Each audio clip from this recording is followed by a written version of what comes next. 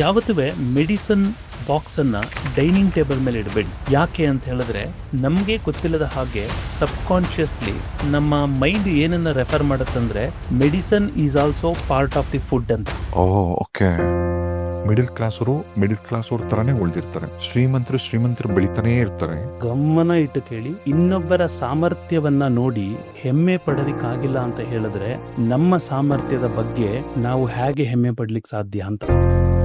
ಆ ಸಹಿಷ್ಣುತೆ ಯಾರಿಗೆ ಬರುತ್ತೋ ಅವನು ಮಾತ್ರ ಸಹಿಷ್ಣುತೆ ಬಂದಿದ್ದ ದಿನದಿಂದ ಅವನು ಬೆಳೆಯೋದಕ್ಕೆ ಪ್ರಾರಂಭ ಆಗ್ತಾನೆ. ಅವರು ನೋಡಿ ಹೊಟ್ಟೆ ಹೊರ್ಕೊಳ್ಳೋದು, ಇವ್ರು ನೋಡಿ ಈರ್ಷೆ ಪಟ್ಕೊಳ್ಳುವಂಥದ್ದು, ಇದನ್ನೇ ನಾವು ಧನ ವಿಕೃತಿ ಅಂತ ಹೇಳಿ ಕರಿತೀವಿ. ಅವರು ಅಡ್ಡದಾರಿಲಿ ದುಡ್ಡನ್ನ ಸಂಪಾದನೆ ಮಾಡಿರ್ತಾರೆ. ಅಂತ ಟೈಮಲ್ಲೂ ಕೂಡ ಇವರು ಅಸೂಯೆ ಪಡೆದೇನೆ ಅವ್ರನ್ನ ನೋಡ್ಬೇಕಾ? ಯಾರನ್ನ ಜಡ್ಜ್ ಮಾಡುವಂತ ರೈಟ್ಸು ನಮ್ಗಿರಲ್ಲ ಅಲ್ವಾ? ಬೇರೆಯವರ ವಿಧಿಯನ್ನ ಲೆಕ್ಕ ಹಾಕೋದಕ್ಕಿಂತ ಮುಂಚೆ ನಿನ್ನ ಹಿಂದಗಡೆ ಇರುವಂತ ವಿಧಿ ಆಲ್ರೆಡಿ ಲೆಕ್ಕ ಬರ್ಕೊಂಡು ಕೂತಿದೆ ಅಂತ.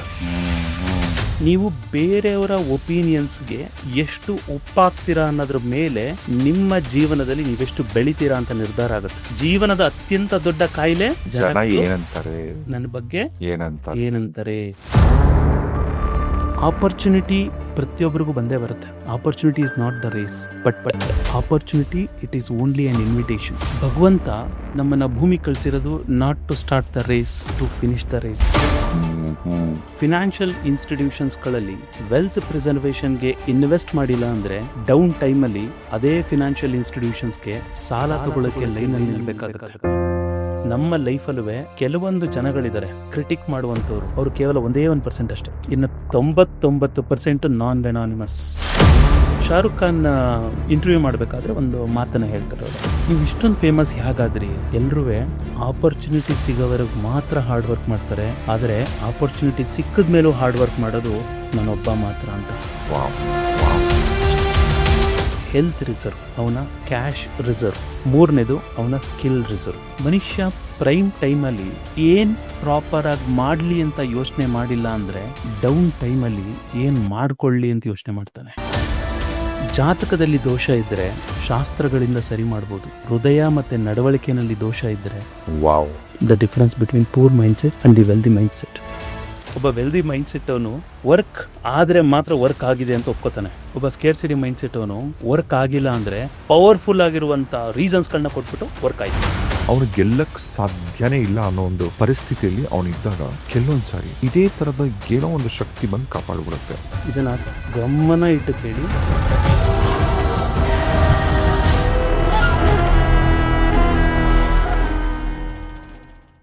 ರಾಜೇಶ್ ರಿವೀಲ್ಸ್ನ ಈ ಮತ್ತೊಂದು ಪಾಡ್ಕಾಸ್ಟ್ಗೆ ಸ್ವಾಗತ. ಇವತ್ತು ನಮ್ಮ ಪಾಡ್ಕಾಸ್ಟ್ ಒಂದು ಪೆನ್ನು ಪೇಪರ್ ತಗೊಂಡೆಲ್ಲ ಬರ್ಕೊಳ್ಳಿ ಸಾಧ್ಯವಾದ್ರೆ. ಯಾಕೆ ಅಂದ್ರೆ ನೀವು 10 ಸಾರಿ ಓದಕ್ಕಿಂತ 1 ಸಾರಿ ಬರೆದ್ರೆ ಅದು ನಿಮ್ಮ ಸಬ್ಕಾನ್ಷಿಯಸ್ ಅಲ್ಲಿ ಎಷ್ಟು ಚೆನ್ನಾಗಿ ರಿಜಿಸ್ಟರ್ ಆಗತ್ತೆ ಗೊತ್ತಾ? ಇವತ್ತು ನಾವು ಮಾತಾಡ್ತಿರ್ತಕ್ಕಂಥ ವಿಚಾರನ ಸಾಧ್ಯವಾದ್ರೆ ಬರೆದಿಟ್ಕೊಂಡ್ರೆ ಬಹಳ ಅನುಕೂಲ ಆಗತ್ತೆ. ಎಸ್ಪೆಷಲಿ ಲೈಫಲ್ಲಿ ಏನಾದರೂ ಮಾಡಬೇಕು, ದೊಡ್ಡದಾಗಿ ಮಾಡಬೇಕು ಅಂತ ಯೋಚನೆ ಮಾಡ್ತಾ ಇದ್ರೆ. ಯಾಕಂದ್ರೆ ಇವತ್ತು ನಮ್ಮ ಪಾಡ್ಕಾಸ್ಟ್ ಅಲ್ಲಿ ಕಂಪ್ಲೀಟ್ ನಿಮ್ಮ ಫಿನಾನ್ಸಸ್ ಬಗ್ಗೆ, ನಿಮ್ಮ ಹಣಕಾಸು ವಿಚಾರವಾಗಿ ಸಾಕಷ್ಟು ತಲೆಯಲ್ಲಿ ಡೌಟ್ಗಳಿರುತ್ತೆ. ಕೆಲವೊಂದು ಸಾರಿ ಕೆಲವ್ರ ಲೈಫಲ್ಲಿ ಮಾತ್ರನೇ ಯಾಕೆ ದುಡ್ಡಿನ ವಿಚಾರದಲ್ಲಿ ಮ್ಯಾಜಿಕ್ ಆಗತ್ತೆ ಅಂತ ನೀವು ಯೋಚನೆ ಮಾಡ್ತಿರ್ತೀರಲ್ಲ, ಆ ಎಲ್ಲದಕ್ಕೂ ಉತ್ತರ ಇವತ್ತು ನಾವು ಪಾಡ್ಕಾಸ್ಟ್ ಅಲ್ಲಿ ಸಿಗುತ್ತೆ. ಈಗ ಆಲ್ರೆಡಿ ನೀವು ತಮ್ನೇಲ್ ನೋಡಿದ್ರೆ, ನೀವು ಯಾಕೆ ಇನ್ನು ಮಿಡಿಲ್ ಕ್ಲಾಸ್ ? ಬನ್ನಿ ಈಗ ಇವತ್ತು ನಮ್ಮ ಅತಿಥಿ ಜೊತೆಗೆ ಈ ಅದ್ಭುತವಾದ ಪಾಡ್ಕಾಸ್ಟ್, ನಾನು ಆಲ್ರೆಡಿ ಹೇಳ್ಬಿಟ್ಟೆ ಅದ್ಭುತ ಅಂತ, ಯಾಕೆ ಏನಂತ ಗೊತ್ತಾಗತ್ತೆ. ಇವತ್ತು ನಮ್ಮ ಅತಿಥಿಗಳು ಅವರೇ ಹಾಗೇನೆ. ಎಸ್, ಶ್ರೀ ಸುರೇಶ್ ಶೈವ್ ಅವರು, ನಮಸ್ತೆ. ನಮಸ್ತೆ, ಥ್ಯಾಂಕ್ ಯು ಸೋ ಮಚ್. ಹೇಗಿದ್ದೀರಾ? ತುಂಬಾ ಚೆನ್ನಾಗಿದ್ದೀನಿ. Cosmos blessings. Thank you. ನೀವು ಎಷ್ಟು ಚೆನ್ನಾಗಿ ಪ್ರತಿ ಪಾಡ್ಕಾಸ್ಟ್ ಒಂದು ಒಳ್ಳೆ ಮಾತು ಹೇಳ್ತೀರ. ನಿಮ್ಮ ಪಾಡ್ಕಾಸ್ಟ್ ಗಮನಿಸಿದ್ರು ಕೂಡ ನೀವು ಎಲ್ಲೂ ಕೂಡ ನೆಗೆಟಿವ್ ಅನ್ನೋ ಪದ ಅಥವಾ ನೆಗೆಟಿವ್ ಸಂಬಂಧಪಟ್ಟಂತ ಅದ್ರ ಹತ್ರ ಇರ್ತಕ್ಕಂಥ ಒಂದು ಪದನ ಕೂಡ ಇನ್ಕ್ಲೂಡ್ ಮಾಡಕ್ ಬಿಡಲ್ಲ. ನಾನು ಇನ್ಫ್ಯಾಕ್ಟ್ ಇವತ್ತು ನಾವು ಮಾತಾಡ್ತಿರ್ತಕ್ಕಂಥ ವಿಚಾರ, ಯಾಕೆ ಮಿಡಿಲ್ ಕ್ಲಾಸ್ ಅವ್ರ ತರಾನೇ ಉಳಿದಿರ್ತಾರೆ. ಶ್ರೀಮಂತರು ಬೆಳಿತಾನೇ ಇರ್ತಾರೆ. ಮಿಡಿಲ್ ಕ್ಲಾಸ್ ಅವ್ರು ಮಾತ್ರ ಅಲ್ಲೇ ಸ್ಟಕ್ ಆಗಿರ್ತಾರೆ. ಇನ್ನೂ ಲೋವರ್ ಮಿಡಿಲ್ ಕ್ಲಾಸ್ ಅಂತನೂ ಅಲ್ಲ, ತೀರಾ ಪಾವರ್ಟಿ ಲೈನ್ ಇರ್ತಕ್ಕಂಥವ್ರು ಅವ್ರು ಅದೇ ಲೈಫಲ್ಲೇ ಸೆಟ್ಲ್ ಆಗ್ಬಿಡ್ತಾರೆ. ಆದ್ರೆ ಈ ಮೇಲ್ಗಡೆ ಇರೋ ಕ್ಲಾಸ್ ಮಾತ್ರ ಬೆಳಿತಾನೇ ಇರ್ತಾರೆ. ಮಿಡಿಲ್ ಕ್ಲಾಸ್ ಅವರಿಗೆ ವಿಶೇಷವಾಗಿ ಈ ಪಾಡ್ಕಾಸ್ಟ್ ತುಂಬಾ ಚೆನ್ನಾಗಿ ಹೆಲ್ಪ್ ಆಗತ್ತೆ. Definitely, I am sure. ಯಾಕಂದ್ರೆ ನನ್ನ ಮೊದಲನೇ ಪ್ರಶ್ನೆ ಸ್ಟ್ರೈಟ್ ಅವೇ ನಾನು ನಿಮಗೆ ಕೇಳ್ತೀನಿ, ಮೆಜಾರಿಟಿ ಆಯ್ತಾ ಮಿಡಿಲ್ ಕ್ಲಾಸ್ ಅಥವಾ ಲೋವರ್ ಮಿಡಿಲ್ ಕ್ಲಾಸ್ ಇರ್ತಕ್ಕಂಥ ವ್ಯಕ್ತಿಗಳು ಯಾರಾದರೂ ತುಂಬಾ ಹಣ ಇರ್ತಾರಲ್ಲ, ಹಣವಂತರನ್ನ, ದೊಡ್ಡ ಕಾರು ಬಂಗ್ಲೆ ಅಂತವ್ರನ್ನೆಲ್ಲ ಇಟ್ಕೊಂಡ ತಕ್ಷಣ ಅವ್ರನ್ನ ನೋಡಿದ್ರೆ ಸಾಕು, ಗೊತ್ತಿಲ್ದಂಗೆ ಮೆಜಾರಿಟಿ ಕೆಲವರು ಪೀಪಲ್ ಅಲ್ಲಿ ಜನರಲಿ ಒಂದ್ ಸ್ವಲ್ಪ ಒಳಗೊಂದು ಹೊಟ್ಟೆ ಉರಿ ಬರುತ್ತೆ. ಒಂದು ಅಸೂಯೆ ಅಂತ ಕರಿಬೇಕು, ಏನೋ ಗೊತ್ತಿಲ್ಲ. ಯಾರನ್ನ ಶ್ರೀಮಂತರ ನೋಡಿದ ತಕ್ಷಣ ಯೋಚನೆ ಮಾಡೋದು, ಓ ನೀನ್ ಎಷ್ಟು ಜನರ ತಲೆ ಹೊಡೆದಿಯಾನೋ, ಈ ಕಾರ್ ತಗೊಂಡ್ಯಾನೆ, ಬಂಗ್ಲೆ ತಗೊಂಡ್ಯಾನೆ, ಇವನ್ ಏನ್ ಅನ್ಯಾಯ ಕೆಲ್ಸಗಳು ಮಾಡಿದಾನೋ, ಇಂಥ ಮನೆ ಕಟ್ಟಿದಾನೆ. ಈ ಶ್ರೀಮಂತರ ನೋಡಿದ ತಕ್ಷಣ ಈ ಮಿಡಲ್ ಕ್ಲಾಸ್ ಅಥವಾ ಲೋವರ್ ಮಿಡಲ್ ಕ್ಲಾಸ್ ಜನರು ಯೋಚನೆ ಮಾಡೋ ರೀತಿನೇ ಹಾಗೆ. ಯಾಕೆ ಅದೊಂದು ಅಸೂಯೆ ಇರುತ್ತೆ? So thank you so much for inviting again. Thank you so much for coming. ನಾನು ಬರ್ತದೆ. ಸೊ ಎಸ್ಪೆಷಲಿ ಒಂದು ಇದನ್ನ ಸ್ಟಾರ್ಟ್ ಮಾಡೋದಕ್ಕಿಂತ ಮುಂಚೆ ಒಂದು ಕಾಂಟೆಕ್ಸ್ಟ್ ಸೆಟ್ ಮಾಡೋಣ. ಏನಂದ್ರೆ, ನಾನಿಲ್ಲಿ ಮಿಡ್ಲ್ ಕ್ಲಾಸ್ ಅಂತ ಮಾತಾಡಬೇಕಾದ್ರೆ ಇದನ್ನ ದುಡ್ಡು ಅಂತ ಮಾತ್ರ ಯೋಚನೆ ಮಾಡಬಾರ್ದು. ನಮ್ಮ ಯೋಚನೆಗಳಲ್ಲೂ ಅದಿರುತ್ತೆ, ಬಿಕಾಸ್ ನಾವೆಲ್ಲ ಅದೇ ಕೆಟಗರಿಯಿಂದ ಬಂದವರು. ಆದರೆ ಇದನ್ನ ಕರೆಕ್ಟಾಗಿ ಅರ್ಥ ಮಾಡ್ಕೊಂಡ್ರೆ, ಡೀಪರ್ ಸೆನ್ಸಿಂದ ಅರ್ಥ ಮಾಡ್ಕೊಂಡ್ರೆ ನಮ್ಮ ಒಳಗಡೆ ರಿಯಲೈಸೇಷನ್ ಆಗುತ್ತೆ. ಇದನ್ನೇನು ಕೇಳೋದು, ನಾನು ಆಲ್ರೆಡಿ ಯಾರು ಗೊತ್ತಾ ಅಂತ ಆ ಈಗೋ ಸರ್ಫೇಸಲ್ಲಿದ್ದರೆ ಇದೇನು ನಾನು ಹೇಳುವಂಥದ್ದು ಅರ್ಥ ಆಗೋದಿಲ್ಲ. ಹಾಗಾಗಿ ಸಹಿಷ್ಣುತಾ ಮನೋಭಾವದಿಂದ ಕೇಳಿದಾಗ ಮಾತ್ರ ಇದು ಪೂರ್ಣ ಪ್ರಮಾಣದಲ್ಲಿ ಅರ್ಥ ಆಗುತ್ತೆ. ಆ್ಯಂಡ್ ನೀವೊಂದು ವರ್ಡ್ ಉಪಯೋಗಿಸಿದ್ರಿ, ನಾ ಎಲ್ಲೂ ನೆಗೆಟಿವ್ ಪದಗಳನ್ನು ಉಪಯೋಗಿಸಲ್ಲ ಅಂತೇಳಿ. ಹಾಗೆಯೇ ಎಲ್ಲೂ ನಾನು ರಿಚ್ ಅನ್ನುವಂಥ ಪದನ ಉಪಯೋಗಿಸಲ್ಲ. Always I use the word as wealthy ಅಂತೇಳಿ. ಬಿಕಾಸ್ ವೆಲ್ದಿಗೂ ರಿಚ್ಗೂ ತುಂಬ ಡಿಫ್ರೆನ್ಸ್ ಇದೆ. ಬಟ್ ನಾವು ರಿಚ್ ಅಂತೇಳಿ ನೋಡಿದ ತಕ್ಷಣ ಎಲ್ಲರೂ ಬರೀ ಶ್ರೀಮಂತಿಕೆ ಅದನ್ನೇ ಮಾತ್ರ ಯೋಚನೆ ಮಾಡ್ತಾರೆ. ಆದರೆ ನಾವಿಲ್ಲಿ ಇವತ್ತು ಎಸ್ಪೆಷಲಿ ಮನಸ್ಸು ಮತ್ತು ದುಡ್ಡು ಪ್ಲಸ್ ಅದ್ರ ಜೊತೆಗೆ ವೆಲ್ತ್, ಇವೆಲ್ಲವೂ ಹೇಗೆ ಒಂದಕ್ಕೊಂದು ಸಂಬಂಧ ಇದೆ, ಮತ್ತು ತುಂಬ ಜನ ಯಾಕೆ ಅವ್ರು ಉಳಿದಂಥ ಜಾಗದಲ್ಲಿ ಉಳ್ಕೊಂಡ್ಬಿಟ್ಟಿದ್ದಾರೆ ಅನ್ನುವಂಥದ್ದನ್ನು ಇವತ್ತು ಮಾತಾಡ್ತಾ ಹೋಗ್ತೀವಿ. ಆ್ಯಂಡ್ ದ ಬ್ಯೂಟಿಫುಲ್ ಕ್ವಶನ್ ನೀವು ಕೇಳಿದಾಗೆ, ತುಂಬ ಜನ ಯಾಕೆ ಅದನ್ನು ಅಸಹಿಷ್ಣುತೆ ಮನೋಭಾವದಲ್ಲಿ ಇರ್ತಾರೆ ಅಂತ ಹೇಳಲಿಕ್ಕೆ ಮಹಾಭಾರತದೊಂದು ಬ್ಯೂಟಿಫುಲ್ ಇನ್ಸಿಡೆಂಟನ್ನು ಹೇಳ್ತೀನಿ. ಇದು ತುಂಬ ಜನಕ್ಕೆ ಗೊತ್ತಿರುತ್ತೆ ಈ ಸ್ಟೋರಿ. ಬಟ್ ಈ ಪ್ರಶ್ನೆ ಕೇಳಾದ್ಮೇಲಿಂದ ಈಗ ಇದನ್ನು ಅರ್ಥ ಮಾಡ್ಕೊಂಡ್ರೆ, ಅಥವಾ ಈ ಇನ್ಸಿಡೆಂಟನ್ನು ಇವಾಗ ಅರ್ಥ ಮಾಡ್ಕೊಂಡ್ರೆ, ಬಹುಶಃ ಅವ್ರು ಯೋಚನೆ ಮಾಡ್ತಾ ಇರುವಂಥ ರೀತಿ ಚೇಂಜ್ ಆಗುತ್ತೆ. ಸೊ ಶಕುನಿ ಮತ್ತು ದುರ್ಯೋಧನ ಇವರು ಪ್ಲ್ಯಾನ್ ಮಾಡಿ ಮಹಾಭಾರತದಲ್ಲಿ ಕುಂತಿ ಮಾತಾ ಮತ್ತು ಅವರ 5 ಜನ ಮಕ್ಕಳು ಪಾಂಡವರನ್ನೆಲ್ಲ ಲಕ್ಷಗ್ರಹಕ್ಕೆ ಪ್ಲ್ಯಾನ್ ಮಾಡ್ಬಿಟ್ಟು ಕಳಿಸಿರ್ತಾರೆ. ಬಿಕಾಸ್ ಅವ್ರನ್ನ ಬೆಂಕಿನಲ್ಲಿ ಸುಟ್ಟಾಕುವಂಥ ಪ್ಲ್ಯಾನನ್ನು ಮಾಡ್ಬಿಟ್ಟು ಕಳಿಸಿರ್ತಾರೆ. ಯಾವಾಗ ಇಡೀ ಸಮಾಜಕ್ಕೆ ಅವರೆಲ್ಲ ಬೆಂಕಿನಲ್ಲಿ ಸುಟ್ಟು ಹೋದ್ರು ಅಂತ ಹೇಳಿ ಸುದ್ದಿ ಬರುತ್ತೋ, ಎಲ್ಲರೂ ಅಂದ್ಕೊಳ್ಳುವಂಥದ್ದು, ಓ ಪಾಂಡವರೆಲ್ಲ ಸತ್ತು ಹೋದ್ರು ಅಂತೇಳಿ ಅಂದ್ಕೊಂಡಿರ್ತಾರೆ. ಆದರೆ ಫ್ಯಾಕ್ಟ್ ಏನಂತ ಹೇಳಿದ್ರೆ, ಪಾಂಡವರು ಸತ್ತೋಗಿರೋದಿಲ್ಲ, ಅವ್ರು ಆ್ಯಕ್ಚುಲಿ ಬದುಕಿರ್ತಾರೆ. ಸೊ ಅದೇ ಸಿಚುವೇಶನ್ಸಲ್ಲಿ ಅವರು ರಾಜ್ಯದಿಂದ ರಾಜ್ಯಕ್ಕೆ ಬ್ರಾಹ್ಮಣರ ರೂಪದಲ್ಲಿ ಬೇರೆ ಬೇರೆ ಕಡೆ ಎಲ್ಲ ಓಡಾಡ್ತಿರ್ತಾರೆ. ಆ ಸಿಚುವೇಶನಲ್ಲಿ ಒಂದು ಹಂತದಲ್ಲಿ ಅವರು ಪಾಂಚಾಲ ಅನ್ನುವಂಥ ನಗರಕ್ಕೂ ಬರ್ತಾರೆ, ಆ ರಾಜ್ಯಕ್ಕೂ ಬರ್ತಾರೆ. ಆ ಪಾಂಚಾಲದ ರಾಜ ಬಂದು ದೃಪದ, ಅವ್ರ ಮಗಳೇ ದ್ರೌಪದಿ. ಅವನು ದ್ರೌಪದಿಗೆ ಸ್ವಯಂವರ ಆಯೋಜನೆ ಮಾಡಿರ್ತಾರೆ. ಆ ಸಮಯದಲ್ಲಿ ಎಲ್ಲ ಕಡೆಯಿಂದ ದೊಡ್ಡ ದೊಡ್ಡ ರಾಜರುಗಳು, ಧೀರರು, ಶೂರರು, ರಾಜಕುಮಾರರು ಎಲ್ಲರೂ ಬಂದಿರ್ತಾರೆ. ಅದೇ ಸಮಯಕ್ಕೆ ದುರ್ಯೋಧನ, ಕರ್ಣ, ಶಕುನಿ ಅವರುಗಳು ಬಂದಿರ್ತಾರೆ ಸ್ವಯಂವರಕ್ಕೆ. ಪ್ಲಸ್ ಈ ಪಾಂಡವರನ್ನು ಒಂದು ಸೈಡಲ್ಲಿ ಮೂಲೆನಲ್ಲಿ ಬಂದು ಕೂತಿರ್ತಾರೆ. ಆದರೆ ಯಾರು ಇವರು ಅಂತೇಳಿ ಯಾರಿಗೂ ಐಡೆಂಟಿಫೈ ಆಗಿರೋದಿಲ್ಲ. ನಾನು ಹೇಳೋದನ್ನು ವಿಜುವಲೈಸ್ ಮಾಡ್ತಾ ಹೋಗಿ. ಅಲ್ಲಿ ದ್ರೌಪದಿನ ದೃಪದ ಸುಮ್ಮನೆ ಕೊಡ್ತಾ ಇರೋದಿಲ್ಲ, ಅವನೊಂದು ಚಾಲೆಂಜನ್ನು ಇಟ್ಟಿರ್ತಾರೆ. ಚಾಲೆಂಜ್ ಏನಂತ ಹೇಳಿದ್ರೆ, ನಾವೆಲ್ಲ ಬಬ್ರುವಾಹನ ಮೂವಿನಲ್ಲಿ ಒಂದು ಸೀನ್ ನೋಡಿದ್ದೀವಿ. ಅಂದರೆ ಒಂದು ಮೀನು ತಿರುಗ್ತಾ ಇರುತ್ತೆ, ನೀರಿನ ಬಿಂಬದಲ್ಲಿ ಅದನ್ನು ನೋಡಿಕೊಂಡು ಅದರ ಕಣ್ಣನ್ನು ಛೇದಿಸ್ಬೇಕು ಅಂತ ಹೇಳಿ. ಅದೇ ಪ್ರಕಾರದ ಒಂದು ಇರುತ್ತೆ. ಆದರೆ ರಾಮಾಯಣದಲ್ಲಿ ನಾವು ಹೇಳಿದ್ವಿ, ಶಿವಧನಸ್ಸನ್ನು ಕೊಟ್ಟಿರ್ತಾರೆ. ಆ ಶಿವಧನಸ್ಸನ್ನು ರಾಮ ಮಾತ್ರ ಎತ್ತಲಿಕ್ಕಾಯ್ತು ಅಂತ ಹೇಳ್ತೀವಲ್ಲ. ಸೊ ಸೇಮ್ ವೇ ಇಲ್ಲೂ ಸಹ ಒಂದು ಧನಸ್ಸಿರುತ್ತೆ. ಅದಕ್ಕೆ ಬಿಲ್ಲಿಗೆ ಅವನು ದಾರವನ್ನು ಎತ್ತಿ ಕಟ್ಟಬೇಕಾಗಿರುತ್ತೆ. ಎತ್ತಿ ಕಟ್ಟಿ ಮೀನಿನ ಕಣ್ಣನ್ನ ಛೇದಿಸ್ಬೇಕಾಗಿರುತ್ತೆ, ನೀರಲ್ಲಿ ಪ್ರತಿಬಿಂಬವನ್ನು ನೋಡ್ತಾ. ತುಂಬ ಜನ ರಾಜರುಗಳು ಬರ್ತಾರೆ, ಧೀರರು ಬರ್ತಾರೆ, ಶೂರರು ಬರ್ತಾರೆ. ಯಾರು ಬಂದರೂ ಕೆಲವ್ರಿಗೆ ಬಿಲ್ಲು ಎತ್ತೋದಕ್ಕಾಗೋದಿಲ್ಲ. ಆ ಟೈಮ್ನಲ್ಲಿ ಕರ್ಣ ಬರ್ತಾರೆ. ಕರ್ಣ ಬಂದಾಗ ಎಲ್ಲರಿಗೂ ಗೊತ್ತಿರುತ್ತೆ, ಐ ಆಮ್ ಶ್ಯೂರ್ ಕರ್ಣ ಬಂತ ಹೇಳಿದ ತಕ್ಷಣ ಎಲ್ಲರೂ ಇವನು ಎತ್ತುತ್ತಾನೆ ಅಂತ ಗೊತ್ತಿರುತ್ತೆ. ಸೊ ಕರ್ಣ ಎತ್ತುವಂಥ ಸಮಯದಲ್ಲಿ ದ್ರೌಪದಿ ಒಂದು ಘೋಷಣೆಯನ್ನು ಮಾಡ್ತಾಳೆ, ನಾನೊಬ್ಬ ಚಾರಿಯೇಟರ್ ಮಗನ್ನ ಮದುವೆ ಆಗೋದಿಲ್ಲ, ನನಗೆ ಈ ಸಂಬಂಧ ಬೇಕಾಗಿಲ್ಲ ಅಂತ. ಸರಿ, ಕರ್ಣಂಗೂ ಬೇಜಾರಾಗುತ್ತೆ. ಅದಾದ್ಮೇಲೆ ಕೆಲವು ಇನ್ಸಿಡೆಂಟ್ಸ್ ಆಗುತ್ತೆ, ಅವ್ನು ಪಡಗೊಂಡು ಕೂತ್ಕೊಳ್ತಾನೆ. ಆವಾಗ ಬ್ರಾಹ್ಮಣರಿಗೆ ಆಫರ್ ಹೋಗುತ್ತೆ. ಆ ಬ್ರಾಹ್ಮಣರಲ್ಲಿ ಈ ಅರ್ಜುನನು ಒಬ್ಬ, ಅಂದರೆ ಆ ವೇಷದಲ್ಲಿರ್ತಾರೆ. ಅರ್ಜುನ ಬರ್ತಾನೆ, ಅದನ್ನು ಛೇದಿಸ್ತಾನೆ. ಛೇದಿಸಿದಾಗ ಇವರೆಲ್ಲರಿಗೂ ಅವರೆಲ್ಲ ಸದೋಗ್ಬಿಟ್ಟಿದ್ರಲ್ವಾ, ಸಡನ್ನಾಗಿ ಯೋಚನೆ ಬರುತ್ತೆ, ಇವರೆಲ್ಲ ಇನ್ನೂ ಬದುಕಿದ್ದಾರೆ ಅಂತ ಹೇಳ್ಬಿಟ್ಟು. ದುರ್ಯೋಧನನ ಅಹಂಕಾರಕ್ಕೆ ಉಪ್ಪಾಕಿದಾಗ ಆಗೋಗುತ್ತೆ. ಭಯಂಕರ ಇರಿಟೇಟ್ ಆಗೋಗುತ್ತೆ ದುರ್ಯೋಧನಿಗೆ. ಅದು ಹೆಂಗೆ ಸಾಧ್ಯ, ನಾನು ಸಾಯಿಸೋಕ್ಕೆ ಎಲ್ಲ ವ್ಯವಸ್ಥೆ ಮಾಡಿದ್ದೆ, ಇವ್ರು ನೋಡಿದ್ರೆ ಸಡನ್ನಾಗಿ ಎಲ್ಲ ಬಂದ್ಬಿಟ್ಟಿದಾರಲ್ಲ ಅನ್ನೋಂಥ ಯೋಚನೆಯಲ್ಲಿ ಹೆಂಗಿದ್ರು ಬ್ರಾಹ್ಮಣರಲ್ವಾ, ಸೊ ಹೆಂಗಾರ ಮಾಡಿ ಇವ್ರ ಮೇಲೆ ಯುದ್ಧ ಮಾಡಿ ನಾನು ಇವರನ್ನ ಇಲ್ಲೇನೆ ಮುಗಿಸ್ಬಿಡ್ಬೇಕು ಅನ್ನೋಂಥ ಕಾರಣಕ್ಕೋಸ್ಕರ ಎಲ್ಲರನ್ನು ಕಟ್ಟಿ ಯುದ್ಧ ಮಾಡೋದಕ್ಕೆ ಪ್ರಾರಂಭ ಮಾಡ್ಬಿಡ್ತಾನೆ. ಅಂದ್ರೆ ಡೌಟ್ ಬರುತ್ತೆ, ಇವರೇ ಬಂದಿರ್ತಾರೆ ವೇಷ ಹಾಕೊಂಡು. ಗೊತ್ತಾಗತ್ತೇನೋ. ಆ ಸಮಯದಲ್ಲಿ ಸಡನ್ ಆಗಿ ಕರ್ಣ ಮುಂದೆ ಬರ್ತಾನೆ. ಬಂದ್ಬಿಟ್ಟು ಅವನಿಗೆ ಹೇಳ್ತಾನೆ, ನೋಡು, ಇಡೀ ರಾಜರು, ಎಷ್ಟೊಂದು ಜನ ಶೂರರು, ಎಷ್ಟೊಂದು ಜನ ಬಿಲ್ವಿದ್ಯೆ ಕಲ್ತಿರೋರು, ಯಾರೂ ಮಾಡೋಕ್ಕಾಗದೇ ಇರುವಂಥ ಕೆಲಸವನ್ನ ಇವತ್ತು ಅರ್ಜುನ ಮಾಡಿದ್ದಾನೆ. ಸೊ ಹಾಗಾಗಿ ಇವತ್ತು ನಾವು ಯುದ್ಧ ಮಾಡಬಾರ್ದು ಅಂತ. ಓಕೆ, ಅದ್ರೊಳಗಡೆ ಮಹತ್ವ ಏನಿದೆ ಅನ್ನೋಂಥದ್ದೆಲ್ಲ ಕೇಳ್ತಾರೆ.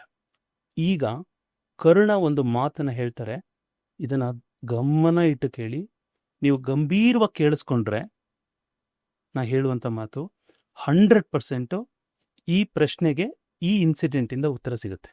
ಆಗ ಕರ್ಣ ಹೇಳ್ತಾರೆ, ಇನ್ನೊಬ್ಬರ ಸಾಮರ್ಥ್ಯವನ್ನ ನೋಡಿ ಹೆಮ್ಮೆ ಪಡೋದಿಕ್ಕಾಗಿಲ್ಲ ಅಂತ ಹೇಳಿದ್ರೆ ನಮ್ಮ ಸಾಮರ್ಥ್ಯದ ಬಗ್ಗೆ ನಾವು ಹೇಗೆ ಹೆಮ್ಮೆ ಪಡ್ಲಿಕ್ಕೆ ಸಾಧ್ಯ ಅಂತ.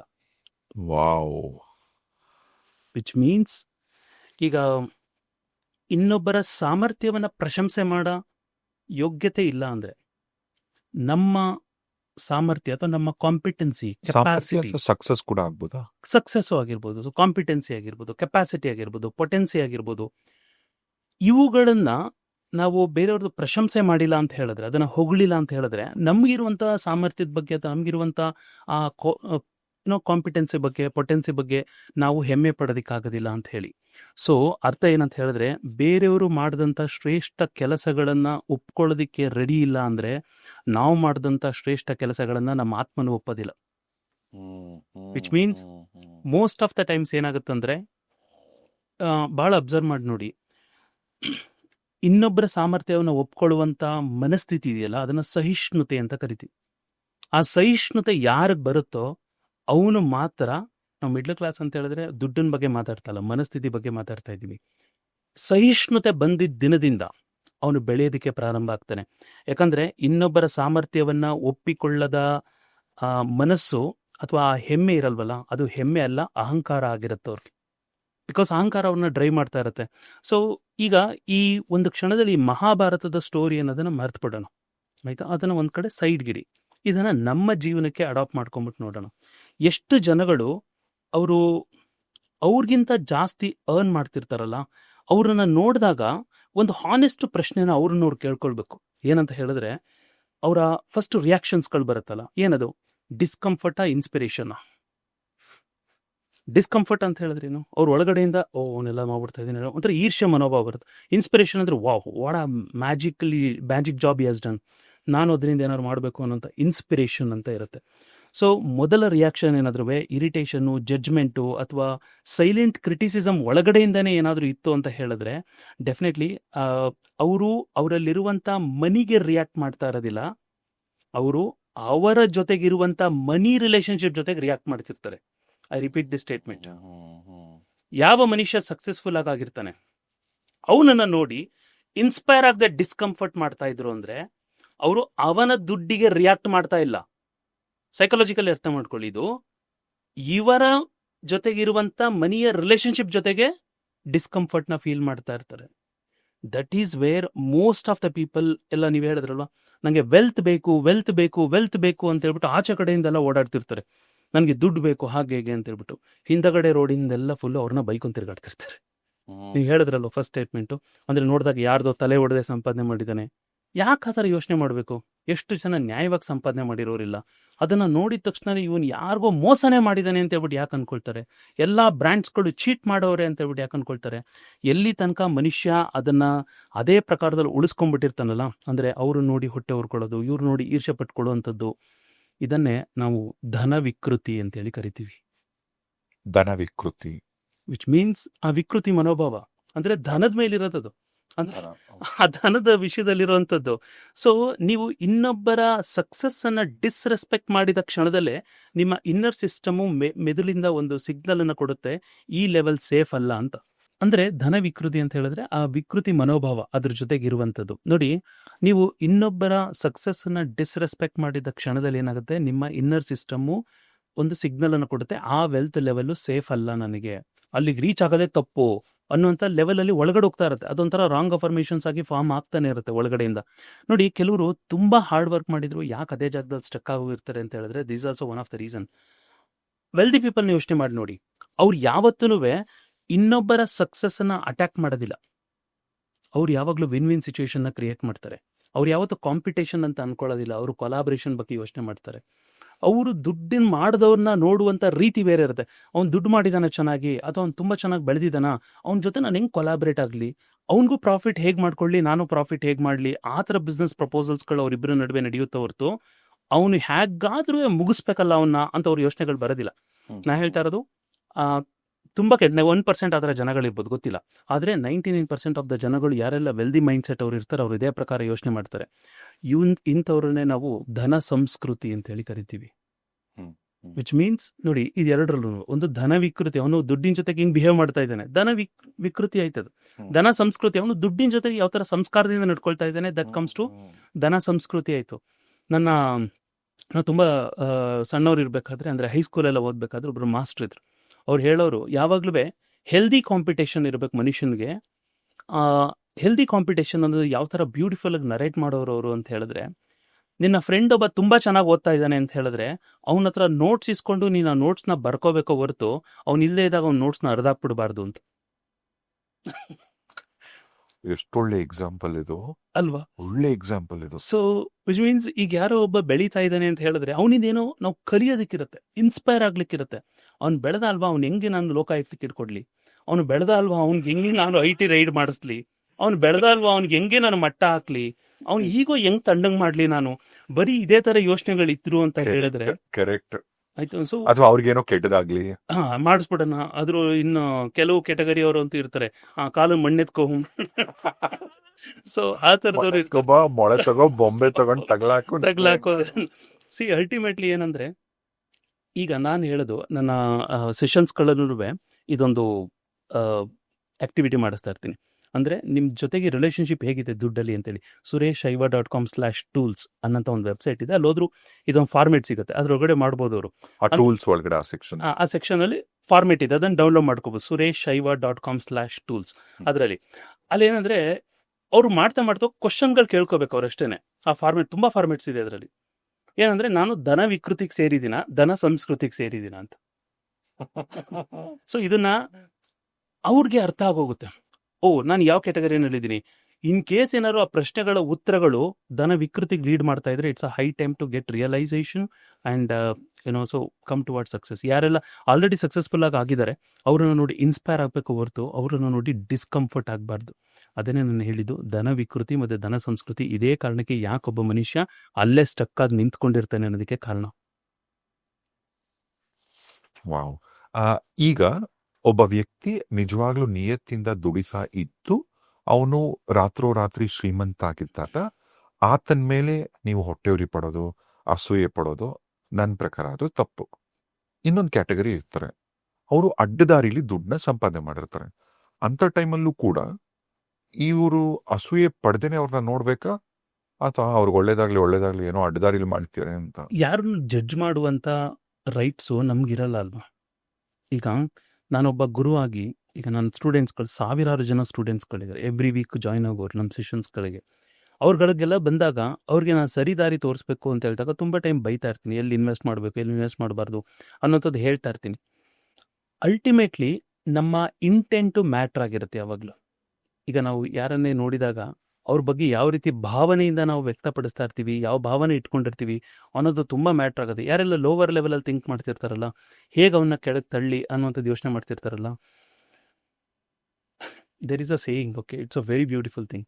ಅದೇನು ಹೇಳುತ್ತಂದರೆ, ನೀನು ಬೇರೆಯವರ ವಿಧಿಯನ್ನು ಲೆಕ್ಕ ಹಾಕೋದಕ್ಕಿಂತ ಮುಂಚೆ ನಿನ್ನ ಹಿಂದಗಡೆ ಇರುವಂಥ ವಿಧಿ ಆಲ್ರೆಡಿ ಲೆಕ್ಕ ಬರ್ಕೊಂಡು ಕೂತಿದೆ ಅಂತ. ಇದು ಅರ್ಥ ಆಗಿಲ್ಲ ಅಂದರೆ ಒಂದ್ಸಲ ರಿವೈಂಡ್ ಮಾಡ್ಕೊಟ್ಟು ಕೇಳಿ. ಅಂದರೆ ನೀನು ಇನ್ನೊಬ್ಬರ ಹೆಂಗೆ ಅವನ್ನ ಕೆಳಗಡೆ ಬೀಳಿಸ್ಲಿ ಅಂತ ಹೇಳ್ಬಿಟ್ಟು ನೀನೇನಾದ್ರು ಲೆಕ್ಕ ಮಾಡ್ಕೊಂಡಿದ್ರೆ ಅಂದರೆ ನಿನ್ನ ಕ್ಯಾಲ್ಕುಲೇಷನ್, ಆದರೆ ನಿನ್ನ ಕ್ಯಾಲ್ಕುಲೇಷನ್ಗಿಂತ ಭಗವಂತನ ಕ್ಯಾಲ್ಕುಲೇಷನ್ ತುಂಬ ದೊಡ್ಡದು. ಸೊ ಹಾಗಾಗಿ ನಾವೇನೇ ಮಾಡಿದ್ರು ಆ ಬೇಸಿಸ್ ಮೇಲಿಂದ whether am I doing right or not, ಆ ಇಂಟೆಂಟ್ ಬರುವಂಥದ್ದು ಇಂಪಾರ್ಟೆಂಟು. ಅದು ಯಾರೇ ಬೆಳೀತಾ ಇದ್ರು ಅವ್ರನ್ನ ಅಪ್ರಿಷಿಯೇಟ್ ಮಾಡೋದು ಬಹಳ ಮುಖ್ಯ ಆಗುತ್ತೆ. ನಾವಾಗಲೇ ಹೇಳಿದೆ ಅಲ್ಲ, ನಾವು ಬೇರೆಯವರ ಇದನ್ನ ಸಾಮರ್ಥ್ಯವನ್ನು ಪ್ರಶಂಸೆ ಮಾಡಿಲ್ಲ ಅಂತ ಹೇಳಿದ್ರೆ ಅವ್ನು ನಾಳೆ ಬೆಳೆದಾಗ್ಲೂ ಅವ್ನ ಸ್ವಂತ ಆತ್ಮನೇ ಒಪ್ಪೋದಿಲ್ಲ. ನೀ ಬೇರೆಯವ್ರ ಥರ ಊರು ತುಂಬ ಓಡಾಡ್ಕೊಂಡು ಬೈಕೊಂಡು ಓಡಾಡಿದ್ಯಾ ಮಾರ, ನಿನ್ನನ್ನು ನಾನು ಏನಂತ ಪ್ರಶಂಸೆ ಮಾಡ್ಲಪ್ಪ ಅಂತ ಕೇಳುತ್ತೆ ಆತ್ಮನೇ. ಕೆಲವರೆಲ್ಲ ಆ ಬುದ್ಧಿಗಳು ಹೇಗಿರುತ್ತೆ ಅಂದ್ರೆ ಒಂದು ಒಳ್ಳೆ ಮಾತು ಕೂಡ ಹೇಳಲ್ಲ. ಯಾರಾದ್ರೂ ಒಬ್ರು ರೆಡಿಯಾಗಿ ನೀಟಾಗಿ ನಿಮ್ ಮುಂದೆ ಬಂದು ಕಾಣಿಸ್ಕೊಂಡಾಗ ಅವ್ರು ಚೆನ್ನಾಗಿ ಕಾಣ್ತಿದ್ದಾರೆ ಅಂತ ಅವ್ರ ಬಾಯಲ್ಲಿ ಒಂದು ಮಾತು ಬರಲ್ಲ. ಅದ್ ಬಿಟ್ಟು ಅವ್ರು ಹಾಕಿರೋ ಬಟ್ಟೆಯಲ್ಲಿ ಅವ್ರ ಮುಖದಲ್ಲಿ ಏನ್ ತಪ್ಪುಗಳು ಕಂಡಿಡಿಬೋದು ಅಂತಾನೆ ಯೋಚನೆ ಮಾಡ್ತಿರ್ತಾರೆ. ಅಬ್ಸಲ್ಯೂಟ್ಲಿ. ಸೊ ಅಂದರೆ ನಾನು ಹೇಳಿದೆ ಇದರೊಳಗಡೆ ಎರಡರಲ್ಲಿ ಯಾವ್ದಿದ್ದಾರೆ ಅಂದರೆ ನಾವು ಯೋಚನೆಗಳು ಬರುತ್ತಲ್ಲ, ಆ ಎರಡು ಯೋಚನೆಗಳಲ್ಲಿ ಯಾವ್ದಿದ್ದಾರೆ, ವಿಕೃತಿನಲ್ಲ ಸಂಸ್ಕೃತಿನಲ್ಲ.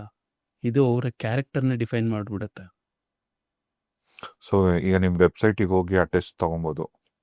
ಅಂದರೆ ಅದನ್ನ ಫಾರ್ಮೆಟನ್ನು ಡೌನ್ಲೋಡ್ ನಾನು ಕೆಳಗಡೆ ಡಿಸ್ಕ್ರಿಪ್ಷನ್ ಹಾಕಿರ್ತೀನಿ ವೆಬ್ಸೈಟು, ನೀವು ಅದು ಚೆಕ್ ಮಾಡಿ. ಓಕೆ. ಅದ್ರ ಜೊತೆಗೆ ಈಗ ತುಂಬಾ ಸಂದರ್ಭಗಳು ಹೇಗೆ ಅಂದ್ರೆ, ಈಗ ಯಾವುದೋ ಒಂದು ಕಂಪನಿಲಿ ಒಂದು ಮ್ಯಾನೇಜರ್ ಪೋಸ್ಟ್ಗೆ BE ಪಾಸ್ ಮಾಡಿರೋ 1 ವರ್ಷ ಎಕ್ಸ್ಪೀರಿಯನ್ಸ್ ಇರೋ ಒಬ್ಬ ವ್ಯಕ್ತಿ ಬೇಕು ಅಂತ ಕರೆದಿರ್ತಾರೆ ಕೆಲಸಕ್ಕೆ. ಈಗ ಮೊದಲನೇ ವ್ಯಕ್ತಿ A, ಎರಡನೇ ವ್ಯಕ್ತಿ B, ಇಬ್ರು ಹೋಗ್ತಾರೆ. ಇಬ್ರಿಗೂ ಈಕ್ವಲ್ ಟ್ಯಾಲೆಂಟ್ ಇರುತ್ತೆ. ಇನ್ಫ್ಯಾಕ್ಟ್ ಎಗೆ ಬಿಗಿಂತ ತುಂಬಾ ದೊಡ್ಡ ಸಾಮರ್ಥ್ಯ ಇರುತ್ತೆ. ಆದ್ರೂ B ಬೆಳಿತಾನೆ. ಅಂದ್ರೆ ಸಿಂಪಲ್ ಆಗಿ ಹೇಳ್ಬೇಕು ಅಂದ್ರೆ, ಈಗ ಯಾರೋ ಒಬ್ರು ಬೆಳೆದಿರ್ತಕ್ಕಂಥ ವ್ಯಕ್ತಿ, ಆ ವ್ಯಕ್ತಿಗಿಂತ ನಮ್ಮಲ್ಲಿ ಟ್ಯಾಲೆಂಟ್ ಜಾಸ್ತಿ ಇರುತ್ತೆ, ಅವ್ರಿಗಿಂತನೂ ಜಾಸ್ತಿ ನಮಗಿರುತ್ತೆ. ಆದ್ರೆ ಅವರು ಆ ಪ್ಲೇಸ್ ಅಲ್ಲಿ ಹೆಂಗ್ ಹೋದ್ರು, ನಾವಿನ್ನೂ ಯಾಕಲ್ಲೇ ಇದೀವಿ. ಸೊ ಇದನ್ನ ನಾನು ಅರ್ಥ ಮಾಡ್ಕೊಂಡಿದ್ದ ರೀತಿಯಲ್ಲಿ ಕೆಲವ್ರು ಯಾಕೆ ಫಾಸ್ಟ್ ಆಗಿ ಬೆಳಿತಾರೆ, ಅಷ್ಟೇ ಈಕ್ವಲ್ ಟ್ಯಾಲೆಂಟ್ ಇದ್ರು ಯಾಕೆ ಕೆಲವರು ಅಲ್ಲೇ ಉಳ್ಕೊಂಡ್ಬಿಡ್ತಾರೆ. ಅಂದ್ರೆ ಜೀವನದಲ್ಲಿ ಹೆಂಗೆ ಅವ್ರು ಮಾತ್ರ ಯಾಕೆ ಬೆಳೆದ್ರು, ಇವ್ರಿಗೆ ಅಷ್ಟೇ ಟ್ಯಾಲೆಂಟ್ ಇದ್ರು ಕೂಡ ಅವರಷ್ಟು ಯಾಕೆ ಇವ್ರು ಇನ್ನೂ ಬೆಳೆಯಕ್ಕಾಗ್ಲಿಲ್ಲ, ಅಥವಾ ಜೀವನದಲ್ಲಿ ಯಾಕೆ ಬೆಳೆಯಕ್ಕಾಗ್ಲಿಲ್ಲ. ಲೈಫಲ್ಲಿ ಗ್ರೋ ಕೆಲವರು ಯಾಕೆ ಆಗಲ್ಲ ಅಂತ ಹೇಳಿದ್ರೆ, ಬಿಕಾಸ್ ನಾನು ಕೌನ್ಸಿಲಿಂಗ್ ಮಾಡಿದ ಪ್ರಕಾರ, ಬಿಕಾಸ್ ನನ್ನ ಜೊತೆ ಫಿನಾನ್ಷಿಯಲ್ ಕನ್ಸಲ್ಟೇಷನ್ಗೆ ತುಂಬ ಜನ ಕೂರ್ತಿರ್ತಾರೆ, ಅವ್ರಿಗೆಲ್ಲ ನಾನು ಅಸೆಸ್ ಮಾಡಿದಾಗ ನಾನು ಅರ್ಥ ಮಾಡ್ಕೊಂಡಿದ್ದ ಲೈಫಲ್ಲಿ ಕೆಲವರು ಎಷ್ಟೇ ಪ್ರೆಷರ್ ಇದ್ರೂ ಎಕ್ಸ್ಪ್ಯಾಂಡ್ ಆಗ್ತಾ ಹೋಗ್ತಿರ್ತಾರೆ. ಆದರೆ ಕೆಲವರು ಅವ್ರಿಗೊಂದು ಸ್ವಲ್ಪ ವಿಷಯ ತಾಗೋ ಆಗಿಲ್ಲ, ಅವ್ರು ಅಲ್ಲಿಂದ ಜಾಗ ಖಾಲಿ ಮಾಡಿಬಿಟ್ಟಿರ್ತಾರೆ. ನಾವು ಅಂದ್ಕೊಳ್ತೀವಿ ಇದಕ್ಕೆ ಲಕ್ ಕಾರಣ ಇರುತ್ತೆ, ಕೆಲವರೆಲ್ಲ ಬೆಳಿಲಿಕ್ಕೆ ಟ್ಯಾಲೆಂಟ್ ಕಾರಣ ಇರುತ್ತೆ, ಅವ್ರ ಇಂಟೆಲಿಜೆನ್ಸ್ ಕಾರಣ ಇರುತ್ತೆ ಅಂತ ಹೇಳಿ. ಆದರೆ ನನ್ನ ಪ್ರಕಾರ ಇವೆಲ್ಲದಕ್ಕಿಂತನೂ ಮುಖ್ಯವಾಗಿರುವಂಥ ಕಾರಣಗಳು ಬೇರೆ ಇರುತ್ತೆ. ಸೊ ವಿಚ್ ಮೀನ್ಸ್ ನಾ ಹೇಳುವಂಥ ಮಾತು ತುಂಬ ಕ್ಲೀನಾಗಿ ಕೇಳಿಸ್ಕೊಳ್ಳಿ. ಇದೊಂದು ಅರ್ಥ ಆಯ್ತು ಅಂತ ಹೇಳಿದ್ರೆ ಬಹುಶಃ ಅವ್ರು ಯೋಚನೆ ಮಾಡೋ ರೀತಿಗಳು ಚೇಂಜ್ ಆಗೋಗುತ್ತೆ. ಏನಂದರೆ, ನೀವು ಬೇರೆಯವರ ಒಪಿನಿಯನ್ಸ್ಗೆ ಎಷ್ಟು ಒಪ್ಪಾಗ್ತೀರಾ ಅನ್ನೋದ್ರ ಮೇಲೆ ನಿಮ್ಮ ಜೀವನದಲ್ಲಿ ನೀವೆಷ್ಟು ಬೆಳಿತೀರಾ ಅಂತ ನಿರ್ಧಾರ ಆಗುತ್ತೆ. ಹಾಗಾಗಿ ಹಿಂದಿನಲ್ಲಿ ಬಹಳ ಅದ್ಭುತವಾದಂಥ ಒಂದು ಮಾತಿದೆ, ಜಿಂದಗಿ ಕಾ ಸಬ್ಸೆ ಬಡ ರೋಗ್ ಕ್ಯಾ ಕಹೆಂಗೆ ಲೋಗ್. ಜನ ಏನಂತಾರೆ, ಜೀವನದ ಅತ್ಯಂತ ದೊಡ್ಡ ಕಾಯಿಲೆ ಜನ ಏನಂತಾರೆ, ನನ್ನ ಬಗ್ಗೆ ಏನಂತಾರೆ, ಏನ್ ಅನ್ಕೋತಾರೆ. ಇದು ಭಯಂಕರ ದೊಡ್ಡ ಕಾಯಿಲೆ. ಜಿಂದಗಿ ಕಾ ಸಬ್ಸೆ ಬಡ ರೋಗ್ ಕ್ಯಾ ಕಹೆಂಗೆ ಲೋಗ್. ಈಗ ಯಾರೇ ಒಬ್ಬ ಸ್ಕೇರ್ಸಿಟಿ ಮೈಂಡ್ ಸೆಟ್ ಅಲ್ಲಿ ಇರುವಂತವನು, ಅವ್ನು ಹೆಂಗೆ ಯೋಚನೆ ಮಾಡ್ತಾನೆ, ಒಬ್ಬ ವೆಲ್ದಿ ಮೈಂಡ್ ಸೆಟ್ ಅಲ್ಲಿ ಹೆಂಗೆ ಯೋಚನೆ ಮಾಡ್ತಾನೆ ಅಂತ ಹೇಳ್ತೀನಿ. ಒಬ್ಬ ಸ್ಕೇರ್ಸಿಟಿ ಮೈಂಡ್ ಸೆಟ್ ಅಲ್ಲಿ ಇರೋನು ಒಪಿನಿಯನ್ಸ್ಗಳನ್ನ ಹ್ಯಾಂಡಲ್ ಮಾಡುವಂಥ ರೀತಿ ಎಂಟೈರ್ಲಿ ಡಿಫ್ರೆಂಟ್ ಆಗಿರುತ್ತೆ. ಅಂದರೆ ಸ್ಕೇರ್ಸಿಟಿ ಪರ್ಸನ್ನು ಒಪಿನಿಯನ್ಸ್ಗಳನ್ನ ಸ್ಟ್ರೈಟ್ ಆಗಿ ಹಾರ್ಟ್ಗೆ ತಗೋಬಿಡ್ತಾನೆ. ನೀವು ಬೇಕಾದ್ರೆ ಅಬ್ಸರ್ವ್ ಮಾಡಿ ನೋಡಿ, ಒಬ್ಬ ಸ್ಕೇರ್ಸಿಟಿ ಮೈಂಡ್ ಯಾರಾದರೂ ಒಬ್ರು ಏನಾದರೂ ಒಂದು ಒಪಿನಿಯನ್ ಕೊಡೋ ಆಗಿಲ್ಲ. ಅವ್ರುಗಳು ಒಂದೇ ಒಂದು ಕಮೆಂಟ್ ಅವನ ಬಗ್ಗೆ ಏನಾದರೂ ಮಾಡಿದ್ರೆ ಡೇ ಆ್ಯಂಡ್ ನೈಟ್ ಅದ್ರ ಬಗ್ಗೆನೇ ಯೋಚನೆ ಮಾಡ್ತಿರ್ತಾನೆ. ಅವ್ರು ನಂಗೆ ಅಂದ್ಬಿಟ್ರಲ್ಲ, ಅವ್ರು ನಂಗೆ ಹಿಂಗೆ ಅಂದ್ಬಿಟ್ರಲ್ಲ. ಅಫ್ಕೋರ್ಸ್ ಮನುಷ್ಯ ಭಾವನಾ ಜೀವಿ. ಆದರೆ ಇದು ಮಾತು ಹೇಳ್ತಾರೆ, ನಿಮ್ಮ ಇಮೋಷ್ನಲ್ ರಿಮೋಟನ್ನು ಎಷ್ಟು ಜನ ಕೊಟ್ಟಿಟ್ಕೊಂಡಿದ್ದೀರಾ ನೀವು ಅಂತ. ಹಾಗೆ ಯಾರೊಬ್ಬ ಬಂದು ನೀನು ಹೀಗೆ ಅಂತ ಬಿಟ್ಟು ಕಾಮೆಂಟ್ ಮಾಡಿದ ತಕ್ಷಣ ರಾತ್ರಿ ಹಗಲು ಅದ್ರ ಬಗ್ಗೆನೇ ಯೋಚನೆ ಮಾಡಿದ್ರೆ ಅವನನ್ನ ಎಷ್ಟು ಪ್ರಮಾಣದಲ್ಲಿ ಟ್ರೈನ್ ಮಾಡ್ಕೊಂಡಿದ್ದಾರೆ. ಯಾರೋ ಒಬ್ರು ಬಂದು ಒಂದು ಜಡ್ಜ್ಮೆಂಟನ್ನು ಮಾಡಿದ್ರೆ ಅವನ ಲೈಫ್ಗೆ ಅದು ಫುಲ್ ಸ್ಟಾಪ್ ಆಗೋಗುತ್ತೆ. ಜೊತೆಗೆ ನೀವು ನಿಮ್ ಕಂಟ್ರೋಲ್ ಮಾಡೋ ಕೆಪಾಸಿಟಿ ಅವ್ರಿಗೆ ಕೊಟ್ಟಿದ್ದೀರಾ ನೀವು. ಅಬ್ಸಲ್ಯೂಟ್ಲಿ ಅಲ್ವಾ. ಅಂದರೆ ವಾಪಸ್ ನನಗೆ ಇವಾಗ ಒಂದು XYZ ಅನ್ನೋಂಥ ಒಂದು ಚಾನಲ್ ಬೇಕು ಅಂದರೆ ನಾನು ಟ್ಯೂನ್ ಮಾಡ್ತೀನಿ ರಿಮೋಟ್ ತೊಗೊಂಡು. ಸೊ ಆ ರಿಮೋಟ್ ಯಾರ ಕೈಲಿರುತ್ತೆ, ಅವ್ರು ಯಾವ ಚಾನಲ್ ಬೇಕು ಅವ್ರು ಆ ಚಾನಲ್ ಹಾಕ್ತಾರೆ. ಸೇಮ್ ವೇ ಇವನ ಇಮೋಷನಲ್ ರಿಮೋಟ್ ಅಂತ ಏನಿದೆ, ಆ ಇಮೋಷ್ನಲ್ ರಿಮೋಟನ್ನು ತೊಗೊಂಡುಬಿಟ್ಟು ಬೇರೆಯವ್ರು ಕೊಟ್ಬಿಟ್ಟು ಅವ್ನು ನನ್ನ ಬಗ್ಗೆ ಹೆಂಗೆ ಯೋಚನೆ ಮಾಡ್ತಾನೆ, ಇವ್ರು ನನ್ನ ಬಗ್ಗೆ ಹೆಂಗೆ ಯೋಚನೆ ಮಾಡ್ತಾರೆ ಅಂತ ಹಗಲು ರಾತ್ರಿ ಅವನು ಅದ್ರ ಬಗ್ಗೆನೇ ತಿಳ್ಕೊತಾ ಇದ್ರೆ ಅವನ ಗ್ರೋತ್ಗೆ ಅದು one of the biggest stopper ಆಗಿ ಟ್ರಾನ್ಸ್ಲೇಟ್ ಆಗಿಬಿಟ್ಟಿರುತ್ತೆ, ಕನ್ವರ್ಟ್ ಆಗೋಗಿರುತ್ತೆ. ಸೊ ಈಗ ನೋಡಿ, ವೆಲ್ದಿ ಮೈಂಡ್ಸೆಟ್ ಇರೋರು ಯಾವ ಥರ ಯೋಚನೆ ಮಾಡ್ತಾರೆ ಅಂತ ನೋಡಿ.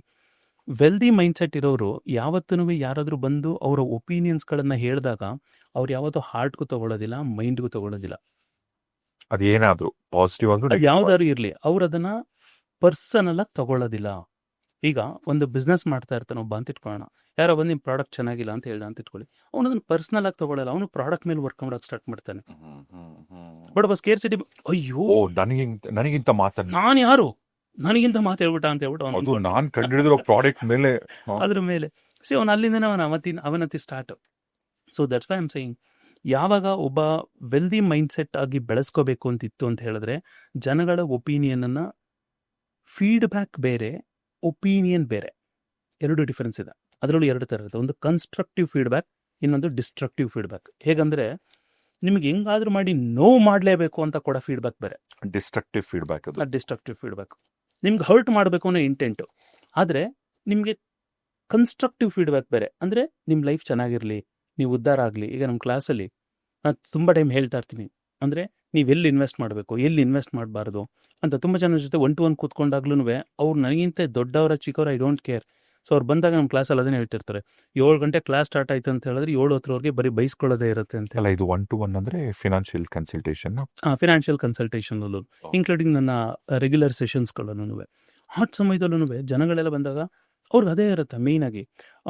ಬಿಕಾಸ್ ನಾನು ಅವ್ರಿಗೆ ಏನು ಫೀಡ್ಬ್ಯಾಕ್ ಹೇಳ್ತೀನಲ್ಲ, ನೀವು ಇಲ್ಲಿ ತಪ್ಪು ಮಾಡ್ತಾ ಇದ್ದೀರಾ ಮಾರಾಯ ಅಂತ ಹೇಳ್ಬಿಟ್ಟು, ಆ ಹೇಳುವಂಥ feedback it's a constructive feedback. Because ಅವ್ನ ಜೀವನವನ್ನು ಕಟ್ಟುತ್ತದು.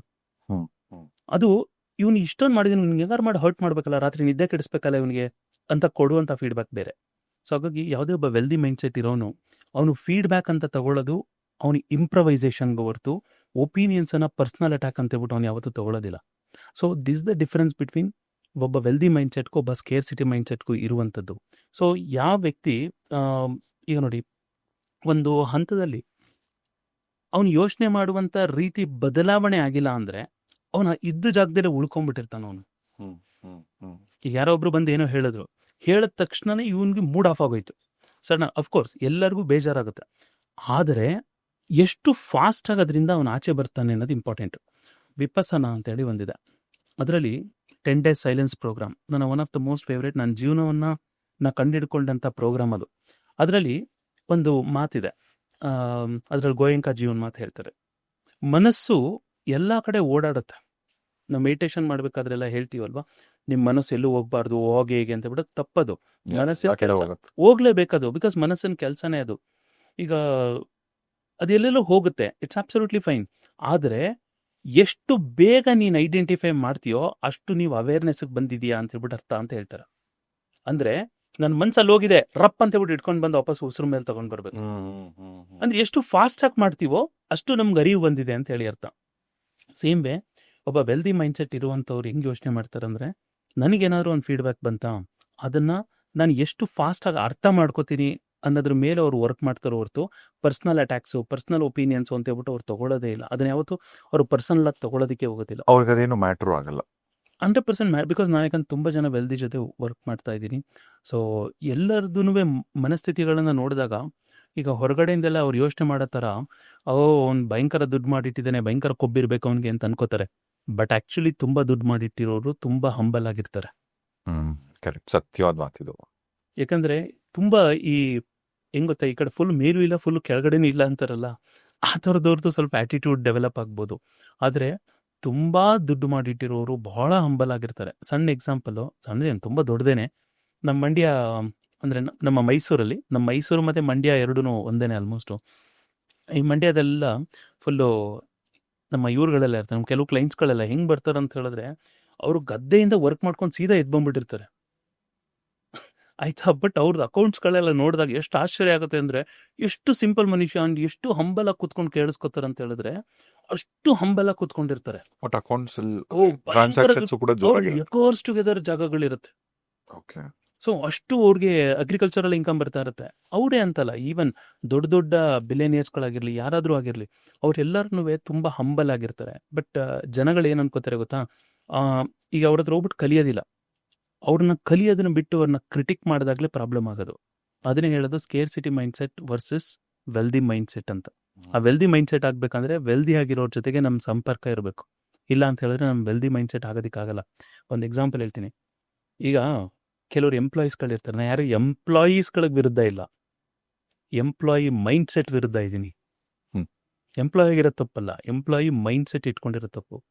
ಸೊ ಈಗ ಯಾರೊಬ್ಬರು ಎಂಪ್ಲಾಯ್ ಇರ್ತಾರೆ ಅಂತ ಹೇಳ್ಬಿಟ್ಟು ಇಟ್ಕೊಳ್ಳಿ, ಅವ್ರ ಯೋಚನೆಗಳು ಹೆಂಗಿರುತ್ತಂದರೆ, ದೇವರೇ ಇದೊಂದು ವರ್ಷ ನನಗೊಂದು 8%ಇಂದ 8.5% ಸ್ಯಾಲ್ರಿ ಜಾಸ್ತಿ ಆಗಿಬಿಟ್ರೆ ಸಾಕು, ಒಳ್ಳೆ ರೇಟಿಂಗ್ ಬಂದ್ಬಿಡ್ಲಿ ನನಗೆ. ಅದರೊಳಗೆ ಮಾರ್ಚ್ ಅಂತೂ ಬಂತು, ಅದೆಷ್ಟು ದೇವ್ರಿಗೆ ಅರ್ಕೆ ಕಟ್ಕೊಂಡಿರ್ತಾರೋ.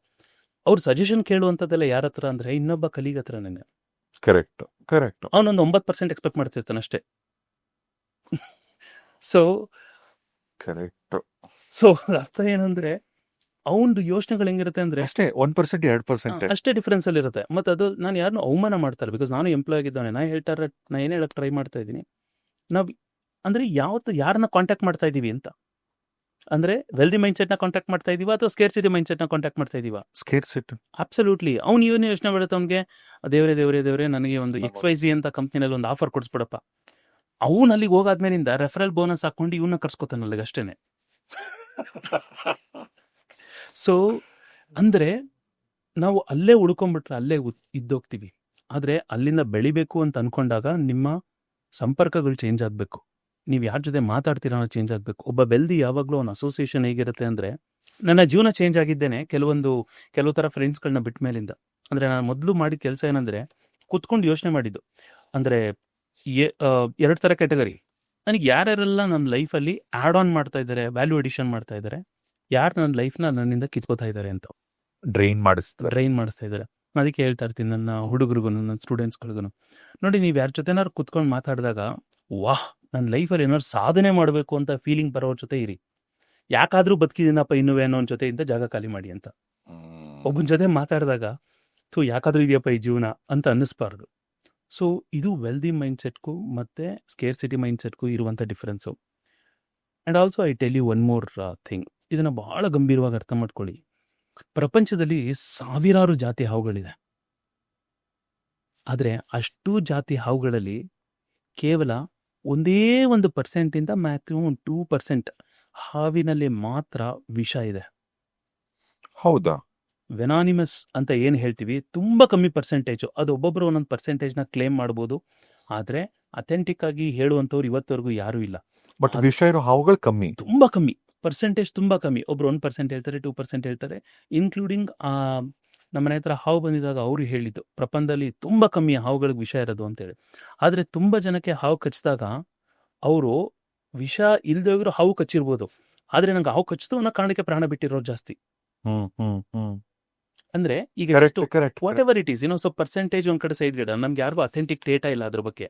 1% ಆಗಿರಲಿ ಅಥವಾ 2% ಆಗಿರಲಿ, ಈಗ ನಾನು ಹೇಳುವಂಥ ಕಾನ್ಸೆಪ್ಟನ್ನು ಭಾಳ ಕ್ಲೀನಾಗಿ ಕೇಳಿಸ್ಕೊಳ್ಳಿ.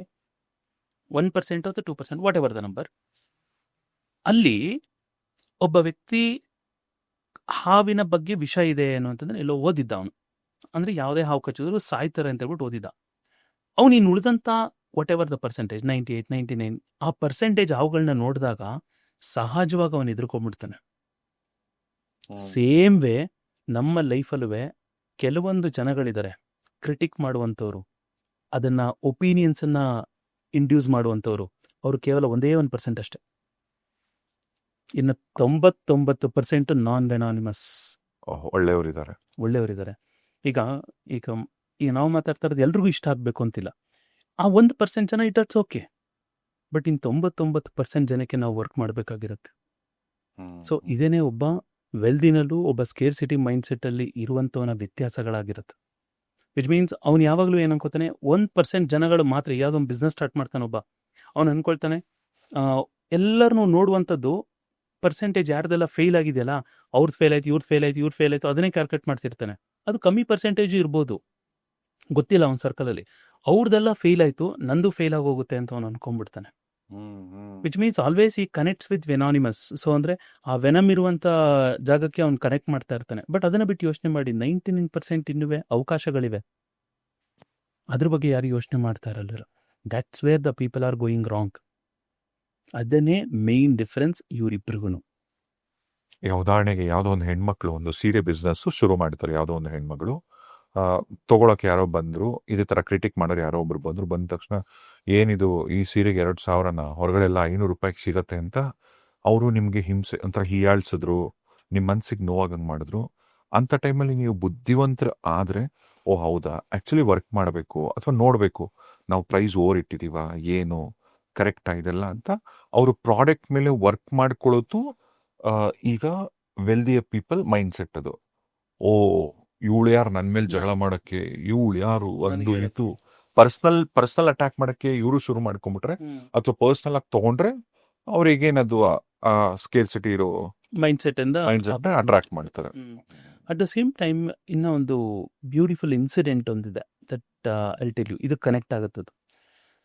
ಏನಂದ್ರೆ ನನಗೆ ತುಂಬಾ ಫೇವ್ರೇಟ್ ಒಂದು ಇಂಟರ್ವ್ಯೂ ಇದೆ, ಅನುಪಮ್ ಖೇರ್ ಅವ್ರದ್ದು ಮತ್ತೆ ಶಾರುಖ್ ಖಾನ್ ಅವ್ರದ್ದು. ನೀವು ನೋಡಿದ್ದೀರಾ ಅಂತ ಅನ್ಕೊಳ್ತೀನಿ. ನೋಡಿದ್ರೆ ಅದರಲ್ಲಿ ನಮ್ಮ ಗುರುಗಳು ಅನುಪಮ್ ಖೇರ್ ಕರೆಕ್ಟ್. ಸೊ ಅದ್ರೊಳಗಡೆ ಶಾರುಖ್ ಖಾನ್ ಒಂದು ಇಂಟರ್ವ್ಯೂ ಮಾಡಬೇಕಾದ್ರೆ ಒಂದು ಮಾತನ್ನ ಹೇಳ್ತಾರೆ ಅವರು, ಶಾರುಖ್ ನೀವು ಇಷ್ಟೊಂದು ಫೇಮಸ್ ಹೇಗಾದ್ರಿ ಅಂತ ಹೇಳ್ಬಿಟ್ಟು.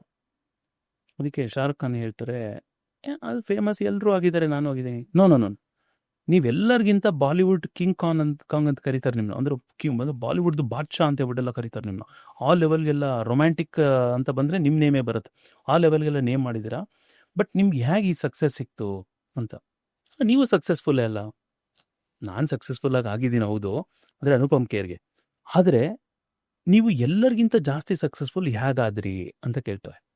ಅದಕ್ಕೆ ಶಾರುಖ್ ಖಾನ್ ಅವ್ರು ಏನು ಹೇಳ್ತಾರೆ ಅಂದರೆ, ನಾನು ತುಂಬ ಹಾರ್ಡ್ ವರ್ಕ್ ಮಾಡ್ತೀನಿ ನನ್ನ ಜೀವನದಲ್ಲಿ.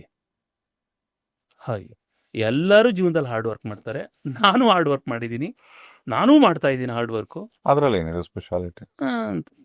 ಅವಾಗ ಶಾರುಖ್ ಖಾನ್ ಅವರು ಎಂಥ ಅದ್ಭುತವಾದ ಮಾತು ಹೇಳ್ತಾರೆ ಅಂದರೆ, ಲಿಟ್ರಲಿ ಆ ಇಂಟರ್ವ್ಯೂ ನೋಡ್ಬೇಕಾದ್ರೆ ಗಾಡ್ ಗೂಸ್ ಬಂಪ್ಸ್.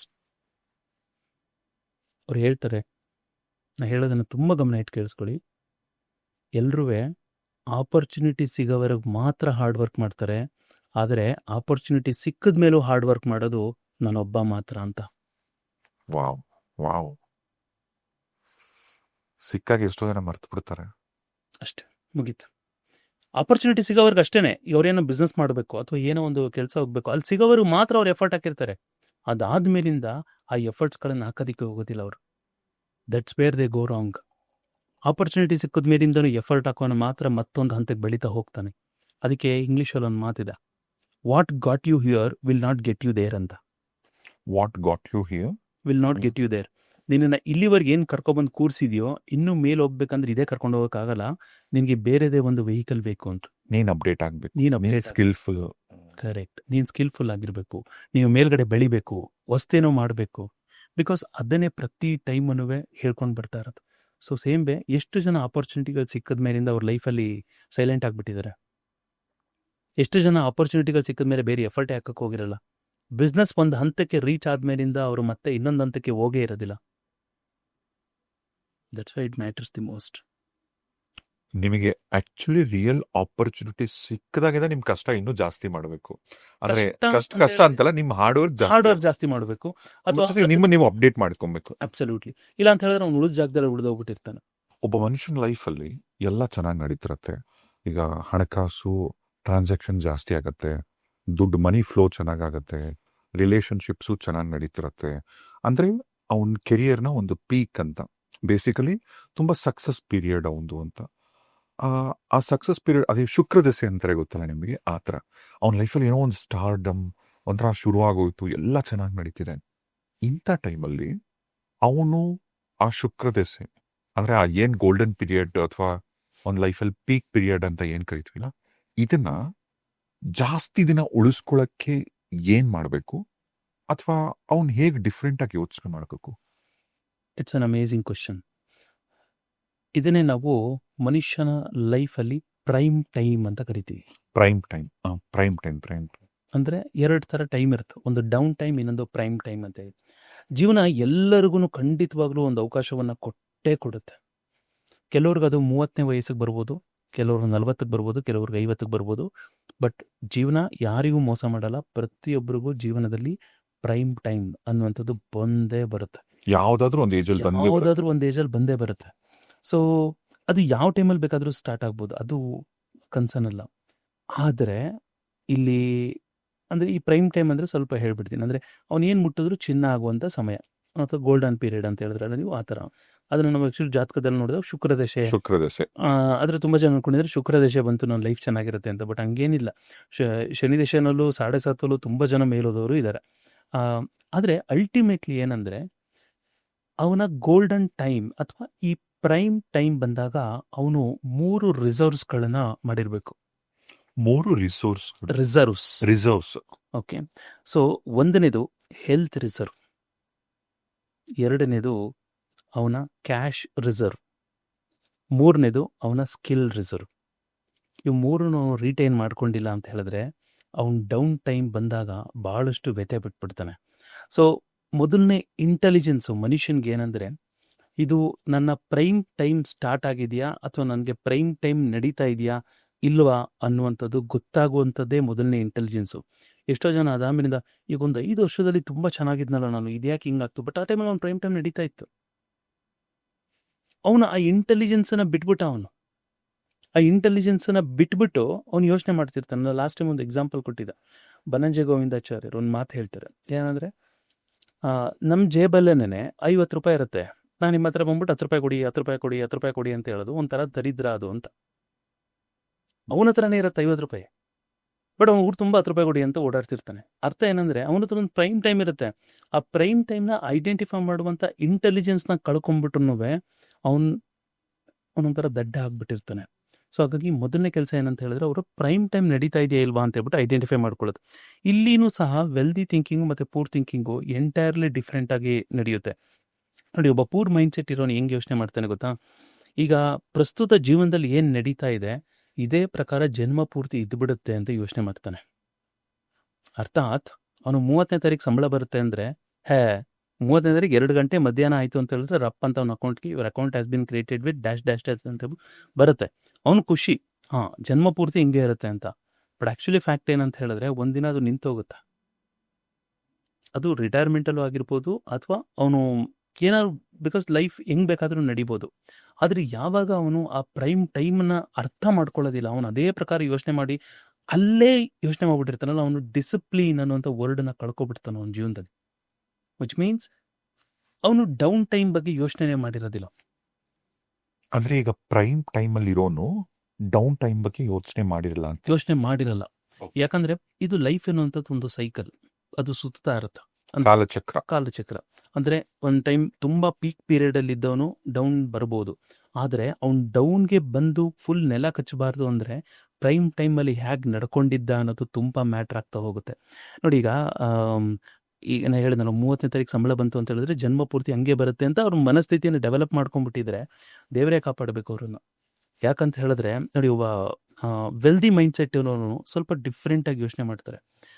ಅವ್ರದ್ದು ಯೋಚನೆಗಳು ಏನಿರುತ್ತೆ ಅಂತ ಹೇಳಿದ್ರೆ, ಈಗ ಅವ್ರಿಗೆ ಒಂದು ಪ್ರೈಮ್ ಟೈಮ್ ಅನ್ನೋಂಥ ಸ್ಟಾರ್ಟ್ ಆದಾಗ they will become more responsible.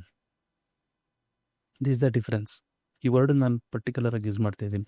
Responsible ಅಂತ ಹೇಳಿದ್ರೆ, ಈಗ ಒಬ್ಬ ವೆಲ್ದಿ ಮೈಂಡ್ಸೆಟ್ ಥಿಂಕಿಂಗ್ ಇರುತ್ತೆ, ಅವನು ಗೊತ್ತಿರುತ್ತೆ ಇದು ಜಾಸ್ತಿ ಟೈಮ್ ಇರೋದಿಲ್ಲ ಅಂತ ಹೇಳ್ಬಿಟ್ಟು.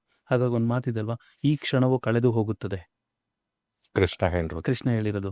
ಸೊ ಅಂದ್ರೆ ಅದು ಯಾವ್ದು ಬೇಕಾದ್ರೂ ಆಗಿರ್ಬೋದು, ಒಳ್ಳೆ ಟೈಮ್ ಆಗಿರ್ಬೋದು, ಕೆಟ್ಟ ಟೈಮ್ ಆಗಿರ್ಬೋದು, ಕಳೆದು ಹೋಗುತ್ತೆ. ಅಂದ್ರೆ ಈಸ್ ಲೈಕ್ ಗಾಳಿ ಬಂದಾಗ ತೂರ್ಕೋ ಅಂತಾರಲ್ಲ ಆ ಥರನ. ಅಂದ್ರೆ ಇಟ್ಸ್ ಲೈಕ್ ಲಿಟ್ಲಿ ಡಿಫ್ರೆಂಟ್. ಅಂದ್ರೆ ಅವರು ರಿಸೋರ್ಸಸ್ಗಳನ್ನ ಪ್ರಿಸರ್ವ್ ಮಾಡೋದಕ್ಕೆ ಸ್ಟಾರ್ಟ್ ಮಾಡ್ತಾ ಇರ್ತಾರೆ, ಮತ್ತು ಅವರು ತುಂಬ ರಿಸೋರ್ಸ್ಫುಲ್ ಆಗೋಕ್ಕೆ ಟ್ರೈ ಮಾಡ್ತಿರ್ತಾರೆ. ಮತ್ತು ಅವ್ರು ಯಾವಾಗ್ಲೂ ತುಂಬ ರೆಸ್ಪಾನ್ಸಿಬಲ್ ಆಗಿ ಬಿಹೇವ್ ಮಾಡ್ತಿರ್ತಾರೆ, ಮತ್ತು ಅವರ ವೆಲ್ತನ್ನ ಅಕ್ಯುಮ್ಯುಲೇಟ್ ಮಾಡೋದಕ್ಕೆ ಸ್ಟಾರ್ಟ್ ಮಾಡ್ಬಿಟ್ಟಿರ್ತಾರೆ ಅವಾಗ್ಲೇ. ಇಲ್ಲಿ ಎಷ್ಟೋ ಜನ ಏನು ಮಾಡ್ತಾರೆ ಅಂದರೆ, ಸಂಬಳ ಬಂದ ತಕ್ಷಣ ಅಥವಾ ಯಾವುದೋ ಬಿಸ್ನೆಸ್ದು ಇನ್ಕಮ್ ಬಂದ ತಕ್ಷಣ ಬೇರೆ ಬೇರೆ ಜಾಗದಲ್ಲಿ ಅವರು ಅಪ್ಗ್ರೇಡ್ಗೆ ಇನ್ವೆಸ್ಟ್ ಮಾಡಿಬಿಡ್ತಾರೆ, ಅವ್ರನ್ನ ಅಪ್ಗ್ರೇಡ್ ಮಾಡ್ಕೊಳ್ಳೋದು ಬಿಟ್ಟು. ಅಂದರೆ ಆಲ್ಟೋ ಕಾರು ಇನ್ನೊಂದು ಕಾರ್ ಆಗುತ್ತೆ. I am not talking brand, but I am saying ಸಣ್ಣ ಕಾರು ದೊಡ್ಡ ಕಾರ್ ಆಗುತ್ತೆ, ಸಣ್ಣ ಮನೆ ದೊಡ್ಡ ಮನೆ ಆಗುತ್ತೆ. ನಾನು ಯಾವುದಕ್ಕೂ ವಿರುದ್ಧ ಇಲ್ಲ, ಆದರೆ ನಾ ಹೇಳೋದು, ಅವರು ಬರುವಂಥ ದುಡ್ಡನ್ನು ವೆಲ್ತ್ ಕ್ರಿಯೇಷನ್ಗೆ ಫಸ್ಟ್ ಬಳಸಿ ಅದಾದ ಮೇಲಿಂದ ಅಪ್ಗ್ರೇಡೇಷನ್ಗೆ, ಅಂದರೆ ಲೈಫ್ ಸ್ಟೈಲ್ ಅಪ್ಗ್ರೇಡೇಷನ್ಗೆ ಬಳಸಿದ್ರೆ ಸರಿ. ಆದರೆ ಎಲ್ಲರೂ ತುಂಬ ಜನ ಏನು ಮಾಡ್ತಾರೆ ಅಂದರೆ ನಾನು ಹೇಳಿದ್ನಲ್ಲ, ಮಿಡಲ್ ಕ್ಲಾಸ್ ಮೈಂಡ್ಸೆಟ್ ಅಥವಾ ಪೂರ್ ಮೈಂಡ್ಸೆಟ್, ಅವ್ರು ಯಾವ ಥರ ಸ್ಕೇರ್ ಸಿಟಿ ಮೈಂಡ್ಸೆಟ್, ಅವ್ರು ಹೆಂಗೆ ಯೂಸ್ ಮಾಡ್ತಾರೆ ಅಂತ ಹೇಳಿದ್ರೆ, ಬಂದಂಥ ದುಡ್ಡನ್ನು ಫಸ್ಟು ಮಜಾ ಮಾಡಿಬಿಟ್ಟು ಅದಾದ್ಮೇಲಿಂದ ಮಿಕ್ಕಿದ್ರೆ ಅದನ್ನು ಆಮೇಲಿಂದ ನೋಡ್ಕೊಳ್ಳೋಣ ಅನ್ನುವಂಥ ಮನಸ್ಥಿತಿ ಕೊಟ್ಟೋಗ್ಬಿಟ್ಟಿರ್ತಾರೆ. ಸೊ ಇಲ್ಲಿ ನಾನು ಬರೀ ಸೇವಿಂಗ್ಸ್ ಬಗ್ಗೆ ಮಾತಾಡ್ತಾ ಇಲ್ಲ, ನಾನು ಹೇಳ್ತಾ ಇರುವಂಥದ್ದು ವೆಲ್ತ್ ಪ್ರಿಸರ್ವೇಷನ್ ಬಗ್ಗೆ. ವಿಚ್ ಮೀನ್ಸ್ ನಮ್ಮ ಹತ್ರ ಈಗಾಗಲೇ ಇರುವಂಥ ವೆಲ್ತು, ಸ್ಟೆಬಿಲಿಟಿ, ರೆಪ್ಯುಟೇಷನ್ನು ಅವೆಲ್ಲವನ್ನ ರೆಸ್ಪಾನ್ಸಿಬಲ್ ಆಗಿ ಹೇಗೆ ಹ್ಯಾಂಡ್ಲ್ ಮಾಡ್ತೀವಿ ಅಂತೇಳಿ. ಈಗ ನೋಡಿ, ಅಂದರೆ ಯಾರೋ ಒಬ್ಬ ಪ್ರೈಮ್ ಟೈಮಲ್ಲಿ ಇರುವಂಥವ್ನು ತಿಂಗಳ ಒಳ್ಳೆ ಬಿಸ್ನೆಸ್ ಆಗಿರ್ಬೋದು ಅಥವಾ ಇದು ಬೇಕಾರಾಗಿರ್ಬೋದು, ಅವನ ಹೆಲ್ತನ್ನೇ ಅವ್ನು ಪ್ಲೆಡ್ಜ್ ಮಾಡಿಬಿಟ್ರೆ ಏನು ಪ್ರಯೋಜನ? ಜೀವಮಾನ ಪರ್ಯಂತ ದುಡಿದ್ಬಿಟ್ಟು ನಾನು ಎಲ್ಲೋ ಒಂದು ಕಡೆ ಕೂತ್ಕೊಂಡ್ಬಿಟ್ಟು ತಿಂತೀನಿ ಅಂತ ಹೇಳ್ಬಿಟ್ಟು ಹೋಗಿ ಬರೀ ಅವನು ಎಲ್ಲೂ ಅವನ ವೆಲ್ತನ್ನು ಪ್ರಿಸರ್ವೇಷನ್ ಮಾಡಿದೆ. Because not ನೆಸಸರಿಲಿ money I am saying, but also is health, is relationship with the family. Because ಅವ್ನು ಇಡೀ ಜನ್ಮ ಪೂರ್ತಿ ಮನೆಯಿಂದ ಆಚೆನೇ ವರ್ಕ್ ಮಾಡ್ಕೊಂಡು ನಿಂತ್ಕೊಂಡು ಅವ್ನ ಫ್ಯಾಮಿಲಿಗೆ ಅವ್ನು ಟೈಮ್ ಕೊಟ್ಟಿಲ್ಲ ಅಂತ ಹೇಳ್ಬಿಟ್ಟು ಇಟ್ಕೊಳ್ಳಿ. ಸೊ ಇಂಥ ಸಂದರ್ಭಗಳಲ್ಲಿ ಇದೆಲ್ಲ ವೆಲ್ತ್ ಆಗಿ ಕನ್ವರ್ಟ್ ಆಗಿರುತ್ತೆ. ಈ ವೆಲ್ತನ್ನು ಅವನು ಪ್ರಿಸರ್ವ್ ಮಾಡಿಲ್ಲ ಅಂತ ಹೇಳಿದ್ರೆ ಅವ್ನು ಡೌನ್ ಟೈಮ್ ಬಂದಾಗ ಎಲ್ಲವನ್ನು ಅವನು ಕಳ್ಕೊಂಡ್ಬಿಟ್ಟಿರ್ತಾನೆ. ಸೊ ಒಂದು ಎಕ್ಸಾಂಪಲ್ ಹೇಳ್ತೀನಿ ನೋಡಿ. ಈ ಈ ಇರುವೆಗಳಿರುತ್ತಲ್ಲ, ಸಣ್ಣ ಇರುವೆಗಳು, ಅದ್ರ ಬಾಯಲ್ಲಿ ಯಾವಾಗಲೂ ಅದು ನಿರಂತರವಾಗಿ ಕೆಲಸ ಮಾಡ್ತಾನೆ ಇರುತ್ತೆ. ಬಾಯಲ್ಲಿ ಒಂದು ಆಹಾರ ಇಟ್ಕೊಂಡಿರುತ್ತೆ. ಅದು ನನಗೆ ಇನ್ ಕೇಸ್ ಚಳಿಗಾಲಕ್ಕೆ ಅಥವಾ ಮಳೆಗಾಲಕ್ಕೆ ಈ ಆಹಾರ ನಾನು ಸ್ಟೋರ್ ಮಾಡ್ಕೊಳ್ಬೇಕು ಅನ್ನೋಂಥ ಬುದ್ಧಿ ಅದಕ್ಕಿರುತ್ತೆ. ಸಣ್ಣ ಇರುವೆ ಅದು. ಬಟ್ ಮನುಷ್ಯ ಆ ವೆಲ್ತನ್ನು ಪ್ರಿಸರ್ವ್ ಮಾಡಬೇಕು ಅನ್ನೋಂಥ ಮನೋಭಾವನೆ ಹೊಂದಿಲ್ಲ ಅಂತ ಹೇಳಿದ್ರೆ ಅವನು ಇರುವೆಗಿಂತನೂ ಸಣ್ಣದಾಗಿ ಯೋಚನೆ ಮಾಡ್ತಾ ಇದ್ದಾನೆ ಅಂತ ಹೇಳ್ಬಿಟ್ಟು ಆಗಲಿಲ್ವಾ? ಅದಕ್ಕೆ ನಾವು I tell you something, please listen to this very carefully. ಮನುಷ್ಯ ಪ್ರೈಮ್ ಟೈಮಲ್ಲಿ ನಾನು ಏನು ಪ್ರಾಪರಾಗಿ ಮಾಡಲಿ ಅಂತ ಯೋಚನೆ ಮಾಡಿಲ್ಲ ಅಂದರೆ ಡೌನ್ ಟೈಮಲ್ಲಿ ಏನು ಮಾಡ್ಕೊಳ್ಳಿ ಅಂತ ಯೋಚನೆ ಮಾಡ್ತಾನೆ. ವಿಚ್ ಮೀನ್ಸ್ ತುಂಬಾ ಹೆವಿ ಸ್ಟೇಟ್ಮೆಂಟ್ ಅದು. ಎಷ್ಟೋ ಜನಗಳು ಪ್ರೈಮ್ ಟೈಮಲ್ಲಿ ಎಲ್ಲ ದುಡ್ಡನ್ನ ಎಲ್ಲ ಕಡೆ ಉಡಾಯಿಸ್ಬಿಟ್ಟಿರ್ತಾರೆ, ವೆಲ್ತನ್ನ ಪ್ರಿಸರ್ವ್ ಮಾಡಿರೋದಿಲ್ಲ.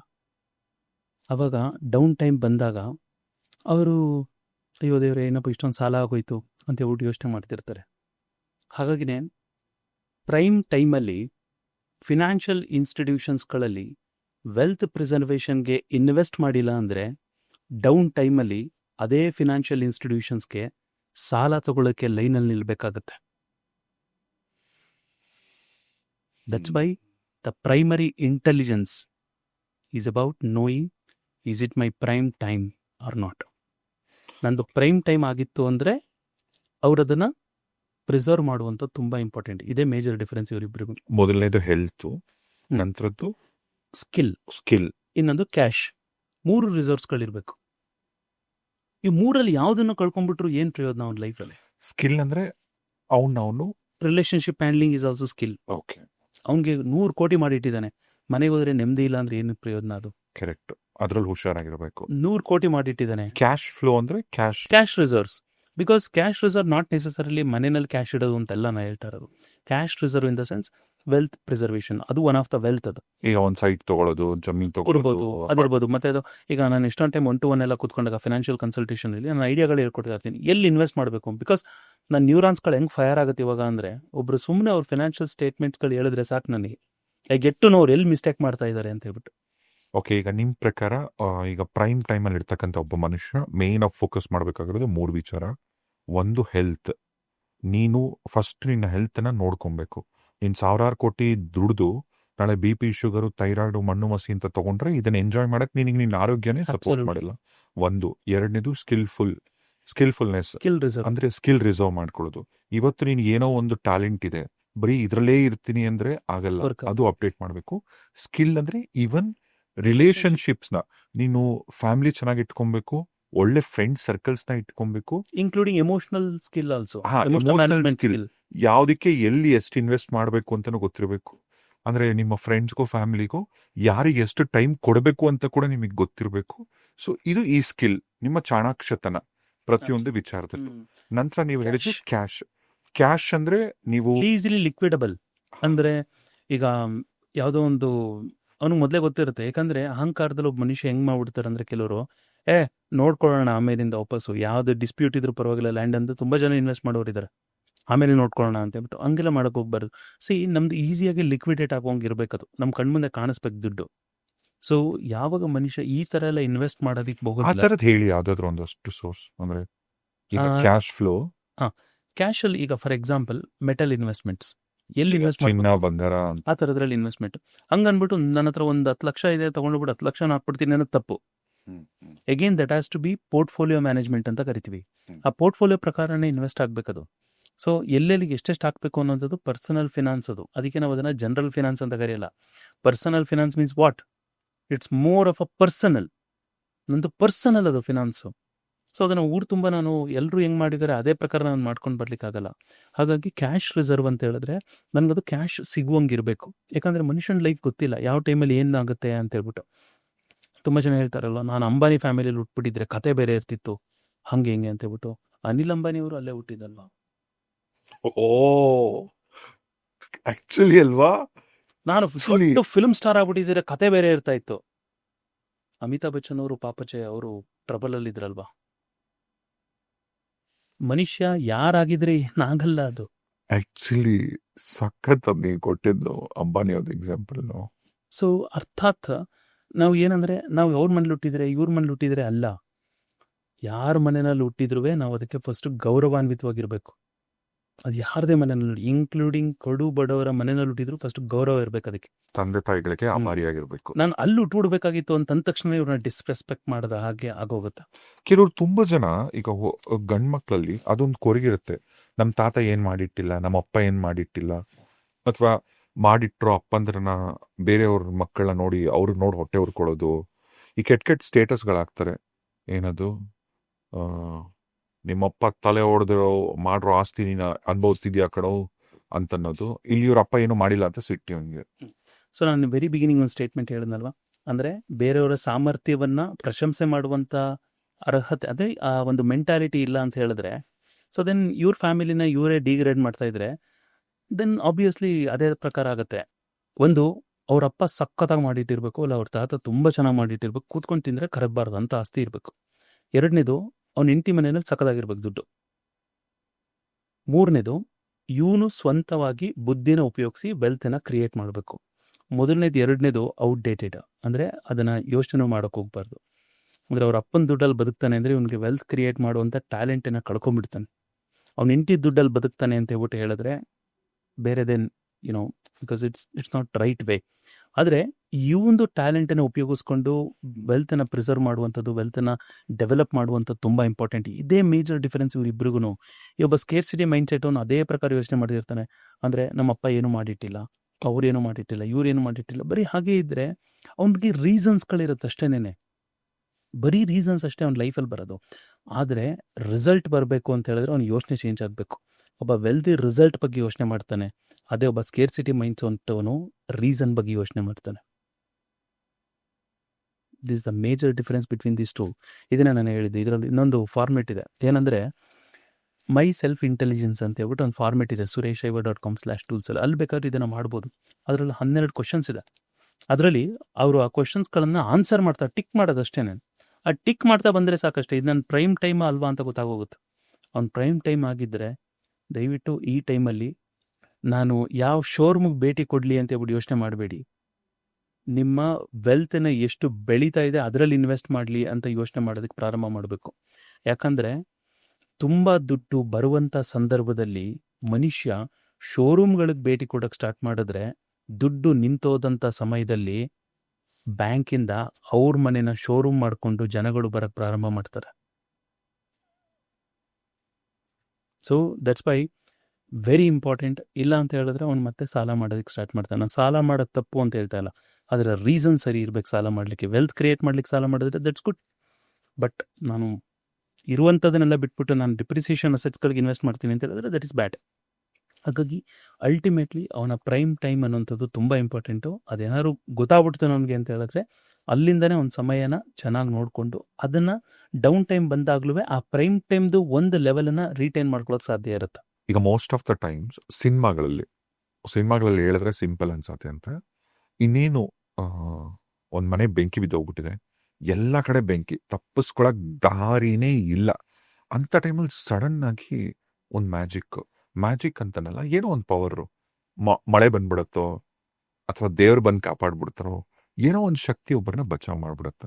ಅದೇ ತರ ಜೀವನದಲ್ಲಿ ಒಬ್ಬ ಮನುಷ್ಯ ಅವನು ಗೆಲ್ಲಕ್ ಸಾಧ್ಯನೇ ಇಲ್ಲ ಅನ್ನೋ ಒಂದು ಪರಿಸ್ಥಿತಿಯಲ್ಲಿ ಅವನಿದ್ದಾಗ ಕೆಲವೊಂದು ಸಾರಿ ಇದೇ ತರದ ಏನೋ ಒಂದು ಶಕ್ತಿ ಬಂದು ಕಾಪಾಡ್ಬಿಡುತ್ತೆ. ಅದು ಶಕ್ತಿ ಅಂತ ಕರಿಬೇಕಾ, ಏನಂತ ಕರಿಬೇಕೋ ಗೊತ್ತಿಲ್ಲ.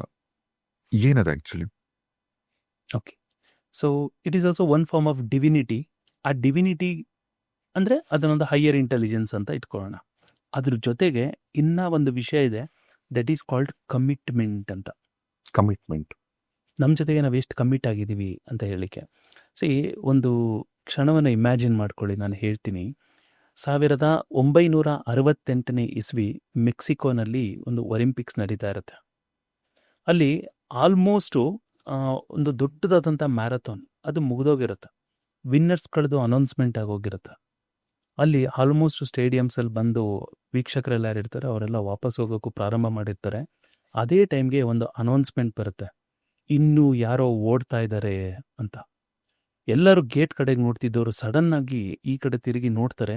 ಆ ಸ್ಟೇಡಿಯಮ್ಮಲ್ಲಿ ಒಬ್ಬ ವ್ಯಕ್ತಿ, ಅವನು ಓಡ್ತಾ ಇಲ್ಲ, ಕುಂಟುತ್ತಾ ನಡೀತಾ ಬರ್ತಾ ಇದ್ದಾನೆ. ಅವನ ಕಾಲಲ್ಲಿ ರಕ್ತ ಹರಿತಾ ಇದೆ. ಅವನು ಕುಂಟ್ಕೊಂಡೆ ನಿಧಾನವಾಗಿ ನಡ್ಕೊಂಡು ಬರ್ತಾ ಇದ್ದಾನೆ. ಅವನ ಹೆಸರು ಜಾನ್ ಸ್ಟೀಫನ್ ಅಕ್ವಾರಿ ಅಂತ ಹೇಳಿ. ಇದು ನಿಜವಾಗ್ಲೂ ನಡೆದಂಥ ಇನ್ಸಿಡೆಂಟ್. ಎಲ್ಲರಿಗೂ ಅವ್ನು ನೋಡಿದ ತಕ್ಷಣ ಒಂಥರ, ಇದ್ಯಾಕೆ ಮಾರೆ ಇವನು ಇಷ್ಟೊಂದೆಲ್ಲ ನೋವಾಗಿದೆ, ಎಲ್ಲರೂ ಬಿಟ್ಬಿಡೋದಾಗಿತ್ತಲ್ಲ, ಸುಮ್ಮನೆ ಯಾಕೆ ಹಂಗೆ ಬರ್ತಾ ಇದ್ದಾನೆ ಅಂತ ಹೇಳಿ ಎಲ್ಲರೂ ಮಾತಾಡ್ಕೊಳ್ತಿರ್ತಾರೆ.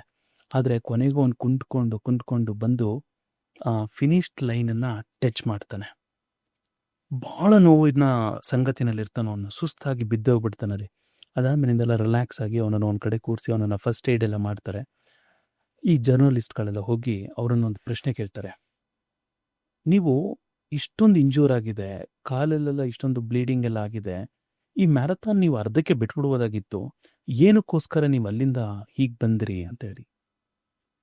John Stephen Akhwari he says a beautiful statement. ಒಂದು ಅದ್ಭುತವಾದಂಥ ಮಾತು ಹೇಳ್ತಾರೆ.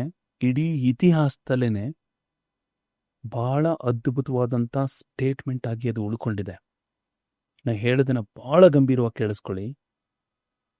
ಹಿ says, my country did not send me from 7,000 miles to start the race. My country sent me from there to here to finish the race ಅಂತ. Is from Tanzania. ಅಲ್ಲಿಂದ ನನ್ನ ದೇಶ ತಾನ್ಜೇನಿಯಾ 7,000 ಕಿಲೋಮೀಟರ್ಗಳಿಂದ ನನ್ನನ್ನು race start ಮಾಡು ಅಂತ ಕಳಿಸಿಲ್ಲ, ರೇಸ್ನ ಫಿನಿಶ್ ಮಾಡು ಅಂತ ಕಳಿಸಿದೆ. ಆ ಕಾರಣಕ್ಕೋಸ್ಕರ ನಾನು ಫಿನಿಶ್ ಮಾಡಬೇಕಾಗಿತ್ತು ಅಂತೇಳಿ. What a statement it is. Same way ಈಗ ಇದನ್ನು ಒಲಿಂಪಿಕ್ ಸ್ಟೋರಿ ಜೊತೆಗೆ ನಿಜ ಜೀವನಕ್ಕೆ ಅಪ್ಲೈ ಮಾಡಿ ನೋಡಿ. ಎಷ್ಟು ಜನ ರೇಸನ್ನು ಸ್ಟಾರ್ಟ್ ಮಾಡೋದಕ್ಕಿಂತ ಮುಂಚೆನೇ ಮಧ್ಯದಲ್ಲೇ ಕ್ವಿಟ್ ಮಾಡಿಬಿಡ್ತಾರೆ. ಎಷ್ಟು ಜನ ಬಿಸ್ನೆಸ್ ಒಂದನ್ನು ಸ್ಟಾರ್ಟ್ ಮಾಡಿರ್ತಾರೆ, ಆದರೆ ಫಸ್ಟ್ ಲಾಸ್ ಆಗ್ತಿದ್ದಂಗೆ ಬಿಟ್ಬಿಡ್ತಾರೆ ಬಿಸ್ನೆಸ್ನ. ಎಷ್ಟೋ ಜನಗಳು ಇನ್ವೆಸ್ಟ್ಮೆಂಟನ್ನು ಸ್ಟಾರ್ಟ್ ಮಾಡ್ತಾರೆ. ಯಾವ್ದಾದ್ರು ಒಂದು ಶೇರು ಸ್ವಲ್ಪ ಕೆಳಗಡೆ ಬರೋಂಗೆಲ್ಲ ರಪ್ಪ ಅಂತ ಹೇಳ್ಬಿಟ್ಟು ಸೆಲ್ ಮಾಡ್ಬಿಟ್ಟು ಇನ್ವೆಸ್ಟ್ಮೆಂಟ್ ಪ್ಯಾಟರ್ನೇ ಬಿಟ್ಬಿಟ್ಟಿರ್ತಾರೆ ಅವ್ರ ಜೀವನ ಪರ್ಯಂತ. ಎಷ್ಟೋ ಜನಗಳು ಅವರ ಡ್ರೀಮ್ಸ್ಗಳನ್ನು ಸ್ಟಾರ್ಟ್ ಮಾಡಿರ್ತಾರೆ, ಆದರೆ ಆ ಮೊದಲನೇ ರಿಜೆಕ್ಷನ್, ಯಾರೋ ಒಬ್ರು ಬಂದು ಒಂದು ಒಪಿನಿಯನ್ ಎಕ್ಸ್ಪ್ರೆಸ್ ಮಾಡಿದ್ರು, ಆ ಕ್ಷಣದಲ್ಲಿ ಅವ್ರ ಡ್ರೀಮನ್ನೇ ಬಿಟ್ಬಿಟ್ಟಿರ್ತಾರೆ. ಸೊ ಇಲ್ಲಿ ಒಂದು ದೋಷ ಇದೆ. ಆ ದೋಷನೇ ಏನಂದ್ರೆ ಆರಂಭ ಶೂರತ್ವ. ಅಂದರೆ ಸ್ಟಾರ್ಟಿಂಗ್ ಮಾಡಬೇಕಾದ್ರೆ ಎಲ್ಲರೂ ವಾರಿಯರ್ಸ್ಗಳೇ, ಫುಲ್ ಜೋಶ್ ಇರುತ್ತೆ, ಫುಲ್ ಎನರ್ಜಿ ಇರುತ್ತೆ. ಬಟ್ ಅದನ್ನು ಫಿನಿಶ್ ಲೈನ್ನ ಟಚ್ ಆಗೋದಕ್ಕೆ ಮುಂಚೆನೇ ತುಂಬ ಜನ ಕೊಲ್ಯಾಪ್ಸ್ ಆಗ್ಬಿಟ್ಟಿರ್ತಾರೆ. ಆ ಫಿನಿಶ್ ಲೈನ್ನ ಟಚ್ಚೇ ಮಾಡೋದಕ್ಕೆ ಹೋಗಿರೋದಿಲ್ಲ. ಸೊ ಈ ಸ್ಟೋರಿ ಏನು ಹೇಳಿದೆ, incident, real incident, this is not about sports story, this is about the character story. ಒಬ್ಬ ಮನುಷ್ಯನ ನಡವಳಿಕೆ ಬಗ್ಗೆ ತೋರಿಸ್ತಾ ಇರುತ್ತದು. ಅಂದರೆ ಆಪರ್ಚುನಿಟಿ ಪ್ರತಿಯೊಬ್ಬರಿಗೂ ಬಂದೇ ಬರುತ್ತೆ. Opportunity is not the race, but opportunity it is only on invitation. I repeat, opportunity ಕೇವಲ ಒಂದು ಇನ್ವಿಟೇಷನ್ ಅಷ್ಟೇನೆ. ಆದರೆ ಅದನ್ನು ಮುಗಿಸೋದಿದೆಯಲ್ಲ, that is the completion of race. ನಾವೇನಕ್ಕೆ ಬಂದಿರ್ತೀವಿ ಅಂತ ಹೇಳಿ. ಈಗ ಅವರು ಅಂದರೆ ನಿಮ್ಮನ್ನೇ ನೀವು ಒಂದು ಕ್ಷಣ ಕಣ್ಮುಚ್ಕೊಂಡು ಯೋಚನೆ ಮಾಡಿ, ನನ್ನ ಜೀವನದಲ್ಲಿ ನಾನು ಏನನ್ನ ಸ್ಟಾರ್ಟ್ ಮಾಡಿದ್ದೀನಿ, ಎಲ್ಲಿ ಅದನ್ನು ಸ್ಟಾಪ್ ಮಾಡಿಬಿಟ್ಟಿದ್ದೀನಿ ಅಂತೇಳಿ. ಯಾವುದನ್ನು ಸ್ಟಾರ್ಟ್ ಮಾಡಿರಿ, ತುಂಬ ಜನ ಅದನ್ನು ಸ್ಟಾರ್ಟ್ ಮಾಡಿರ್ತಾರೆ. ಆ ಸ್ಟಾರ್ಟ್ ಮಾಡಿದ್ದನ್ನು ಅವರು ಸಡನ್ನಾಗಿ ಅವ್ರು ಏನಾದ್ರು ಸ್ಟಾಪ್ ಮಾಡಿದ್ರು ಅಂತ ಹೇಳಿದ್ರೆ, ಅವ್ರು ಅಲ್ಲಿಂದ ಮುಂದುವರ್ಸ್ಕೊಂಡು ಹೋಗಿಲ್ಲ ಅಂತ ಹೇಳಿದ್ರೆ, ದೆನ್ ಅವರ ಓನ್ ಕಮಿಟ್ಮೆಂಟ್ಗೆ, ಅವರ ಓನ್ ಡ್ರೀಮ್ಸ್ಗೆ ಅವರೇ ವ್ಯಾಲ್ಯೂ ಮಾಡಿಲ್ಲ ಅಂದರೆ ಪ್ರಪಂಚದಲ್ಲಿ ಯಾರು ವ್ಯಾಲ್ಯೂ ಮಾಡ್ತಾರೆ? ಅವರ ಓನ್ ಕಮಿಟ್ಮೆಂಟ್ಗೆ ಅವರೇ ಕಮಿಟ್ ಆಗಿಲ್ಲ ಅಂತ ಹೇಳಿದ್ರೆ ಪ್ರಪಂಚದಲ್ಲಿ ಯಾರು ಅವ್ರ ಕಮಿಟ್ಮೆಂಟ್ಗೆ ಕಮಿಟ್ ಆಗ್ತಾರೆ? ವಿಚ್ ಮೀನ್ಸ್ ಜೀವನದಲ್ಲಿ ಭಗವಂತ ನಮ್ಮನ್ನು ಭೂಮಿ ಕಳಿಸಿರೋದು not to start the race, to finish the race. That's why ನಾನು ಒಂದು ಮಾತು ಹೇಳ್ತೀನಿ, ಭಾಳ ಕ್ಲೀನಾಗಿ ಕೇಳಿಸ್ಕೊಳ್ಳಿ. ಜಾತಕದಲ್ಲಿ ದೋಷ ಇದ್ದರೆ ಶಾಸ್ತ್ರಗಳಿಂದ ಸರಿ ಮಾಡ್ಬೋದು. ಹೃದಯ ಮತ್ತು ನಡವಳಿಕೆಯಲ್ಲಿ ದೋಷ ಇದ್ದರೆ wow. That is what the difference between poor mindset and the wealthy mindset. ಈಗ ಹಣ ಇರೋರು, ಚೆನ್ನಾಗಿ ಹಣ ಇರೋರು, ಶ್ರೀಮಂತರು, ರಿಚ್ ಪೀಪಲ್, ಈ ಮಿಡಿಲ್ ಕ್ಲಾಸ್ ಮೈಂಡ್ ಸೆಟ್, ಈ ಮಿಡಿಲ್ ಕ್ಲಾಸ್ ಅವರು ಕೂಡ ಇವರಿಬ್ಬರಲ್ಲಿ ಆ ಯೋಚನೆ ಮಾಡೋ ಮೈಂಡ್ ಸೆಟ್ ಇರುತ್ತಲ್ಲ, ಅದಕ್ಕೇನಾದ್ರೂ ಒಂದು ಪರ್ಟಿಕ್ಯುಲರ್ ಫಾರ್ಮುಲಾ ಅಂತ ಇದೆಯಾ? ಅಂದ್ರೆ ಇವ್ರು ಏನ್ ಯೋಚನೆ ಮಾಡಿದ್ದಕ್ಕೆ ಇವ್ರು ಸಕ್ಸಸ್ ಆದ್ರು, ಇವರು ಏನ ತಪ್ಪಾಗಿ ಯೋಚನೆ ಮಾಡಿದ್ದಕ್ಕೆ ಇವರು ಅವ್ರ ತರ ಆಗಕ್ಕಾಗ್ಲಿಲ್ಲ. ಏನಾದ್ರು ಪರ್ಟಿಕ್ಯುಲರ್ ಫಾರ್ಮುಲಾ ತರ ಏನಾದ್ರು ಇದೆಯಾ? ಓಕೆ, ಇಲ್ಲಿ ಒಂದು ವಿಷಯನ ಕ್ಲಿಯರ್ ಆಗಿ ಅರ್ಥ ಮಾಡ್ಕೊಳ್ಬೇಕು. ಫಸ್ಟ್ ಪಾಯಿಂಟು, ವೆಲ್ತ್ ಅನ್ನುವಂಥದ್ದು ಬ್ಯಾಂಕ್ ಬ್ಯಾಲೆನ್ಸ್ ಅಲ್ಲ, it is about the mind balance. Mind balance ಅಂದರೆ ನಮ್ಮ ಮನಸ್ಸಿನ ಬ್ಯಾಲೆನ್ಸ್ ಅದು ಫಸ್ಟ್ ಪಾಯಿಂಟ್. ಸೊ ಈಗ ಇಬ್ರು ಈಕ್ವಲಿ ಹಾರ್ಡ್ ವರ್ಕ್ ಮಾಡ್ತಾರೆ. ಒಬ್ಬ ಗ್ರೋ ಆಗ್ತಾನೆ, ಒಬ್ಬ ಉಳಿದ ಜಾಗದಲ್ಲೇ ಉಳಿದೋಗ್ಬಿಟ್ಟಿರ್ತಾನೆ. ಇವರಿಬ್ರು ಯೋಚನೆಗಳು ಯಾರ್ಯಾರು ಅಂತ ಹೇಳ್ಬಿಟ್ಟು ಗೊತ್ತಿರುತ್ತೆ. ಒಬ್ಬ ಸ್ಕೇರ್ ಸಿಟಿ ಮೈಂಡ್ಸೆಟ್, ಇನ್ನೊಬ್ಬ ವೆಲ್ದಿ ಮೈಂಡ್ಸೆಟ್ ಅಂತ ಹೇಳ್ಬಿಟ್ಟು ಇಟ್ಕೊಳ್ಳಿ. ಇವರಿಬ್ರಿಗೂ ಫಾರ್ಮುಲಾ ಹೆಂಗೆ ವರ್ಕ್ ಆಗುತ್ತೆ ಅಂದರೆ, ಇದು ನಾನು ಹೇಳ್ತಾ ಇರೋದು. ಒಬ್ಬ ವೆಲ್ದಿ ಮೈಂಡ್ಸೆಟ್ ಇರೋವಂಥವನು work done is equal to work done, wealthy mindset. ಒಬ್ಬ ಸ್ಕೇರ್ ಸಿಟಿ ಮೈಂಡ್ಸೆಟ್ ಅವನ ಯೋಚನೆ ಏನಂದರೆ, work not done is equal to authentic genuine reason is equal to work done.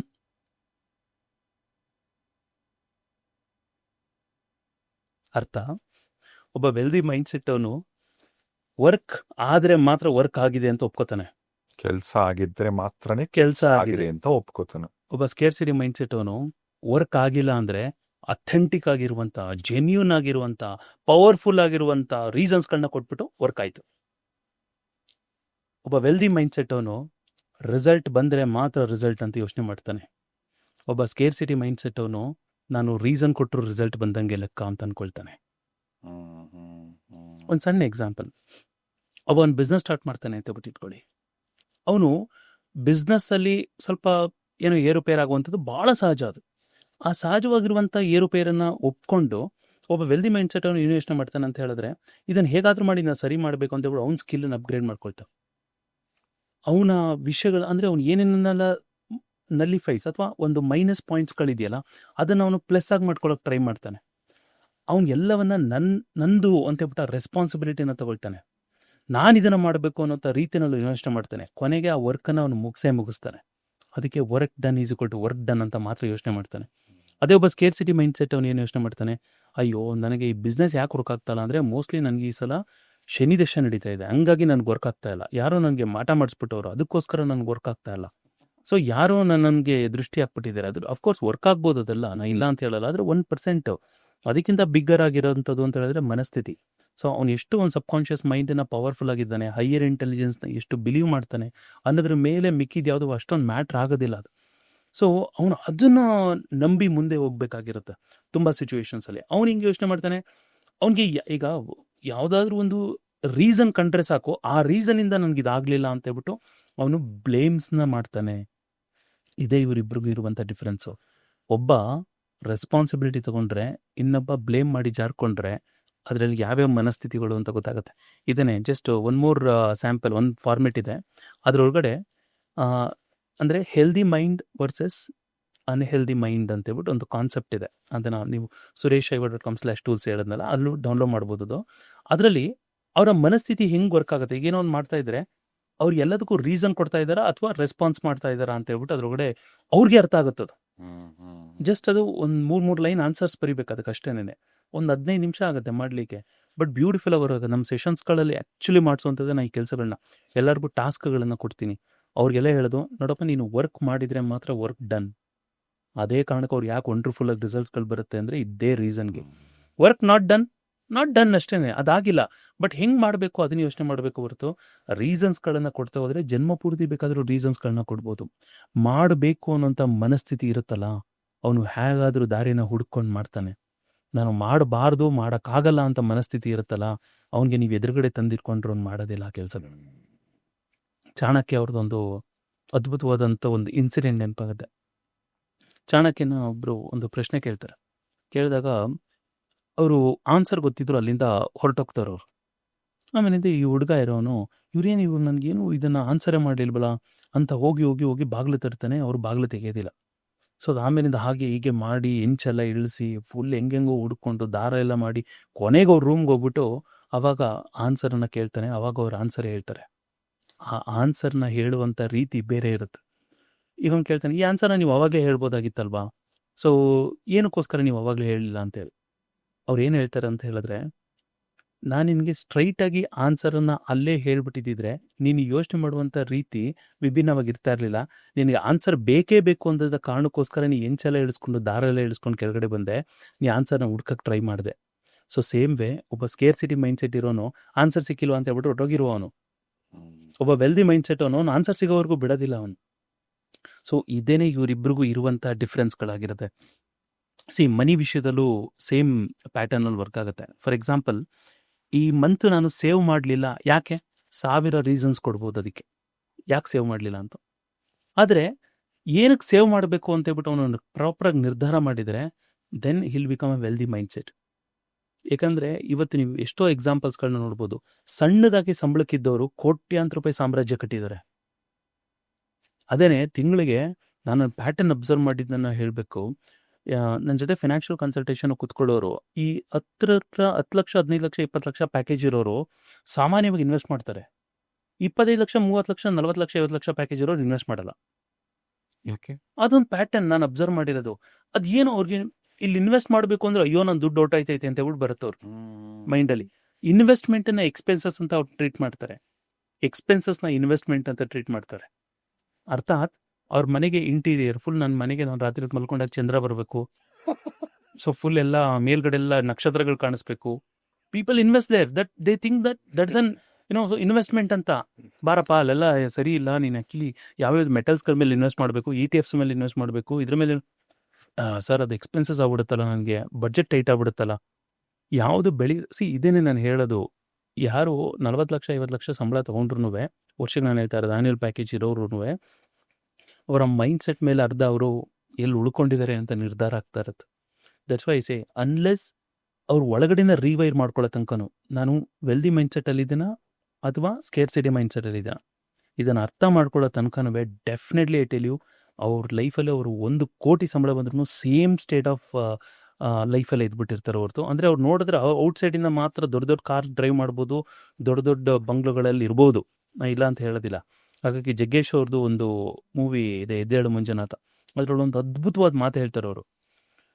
ಅಲ್ಲಿ ನಿಂತಿರೋದೆಲ್ಲ ಕಾರುಗಳ ಸಾಲಲ್ಲ, ಸಾಲದ ಕಾರುಗಳು ಅಂತ. ಸೊ ಅಲ್ಲಿರೋದೆಲ್ಲ ಕಾರುಗಳು ಸಾಲಲ್ಲ, ಅದೆಲ್ಲ ಸಾಲದಲ್ಲಿ ಕಾರು. ಸಾಲದಲ್ಲಿ ಮಾಡಿಟ್ಟಿರೋ ಕಾರುಗಳು. ಅಂದರೆ ನಾನು ಯಾವುದಕ್ಕೂ ಲೋನ್ ತಗೊಳ್ಳೋದಕ್ಕೆ ಇದಕ್ಕೆಲ್ಲ ವಿರುದ್ಧ ಇಲ್ಲ. ನಾ ಹೇಳ್ತಾ ಇರೋದು, ಅವ್ರು ವರ್ಕ್ ಆದರೆ ಮಾತ್ರ, ವರ್ಕ್ ಆಗಿದೆ ಅಂತ ಯೋಚನೆ ಮಾಡಿದ್ರೆ ಮಾತ್ರ ಅವ್ನು ವೆಲ್ದಿ ಮೈಂಡ್ಸೆಟ್ಗೆ ಬರ್ತಾನೆ. ವರ್ಕ್ ಆಗಿಲ್ಲದೆ ಸ್ಕೇರ್ಸಿಟಿ ಮೈಂಡ್ಸೆಟ್ಟಿಂದ ಯೋಚನೆ ಮಾಡ್ಕೊಂಡು ರೀಸನ್ಸ್ಗಳನ್ನ ಕೊಡ್ತಾ ಇದ್ರೆ ಅವ್ನು ಸ್ಕೇರ್ಸಿಟಿ ಮೈಂಡ್ಸೆಟ್ಟಲ್ಲಿ ಉಳ್ಕೊಂಡಿರ್ತಾನೆ. ಅದು 50 ಲಕ್ಷ ಸಂಬಳ ತಗೊಳ್ಳೋರಾಗಿರಲಿ, ANM ಪ್ಯಾಕೇಜು 1 ಕೋಟಿ ತಗೊಳ್ಳೋರಾಗಿರಲಿ. ಯಾಕಂದರೆ ನಂತರ ತುಂಬ ಹೈ ಪ್ರೊಫೈಲ್ ಕ್ರೈಮ್ಸ್ಗಳು ಬಂದು ಕೂತ್ಕೊಂಡಾಗ್ಲೂ ನಾನು ಅದನ್ನು ಪ್ಯಾಟರ್ನ್ ಅಬ್ಸರ್ವ್ ಮಾಡಿದ್ದೀನಿ. Unless it changes from here, nothing will change in the life. ಕೆಲವರು ಏನೋ ಮಾಡಬೇಕು ಅಂತ ಇರ್ತಾರೆ, ಬಟ್ ಮಾಡ್ತಕ್ಕಂಥ ಅನುಕೂಲ ಇರುತ್ತೆ, ಇದ್ರೂ ಕೂಡ ಅವ್ರು ಮಾಡಲ್ಲ. ಇನ್ನು ಕೆಲವರು ಮಾತ್ರನೇ ಆ ಲಾಂಗ್ ಟರ್ಮಲ್ಲಿ ಅದನ್ನು ಕಂಟಿನ್ಯೂ ಮಾಡೋಕ್ಕಾಗತ್ತೆ. ಯಾಕೆ ಹಿಂಗೆ ಕೆಲವರು ಇದ್ರೂ ಅದನ್ನು ಬಳಸ್ಕೊಳಕ್ಕಾಗಲ್ಲ?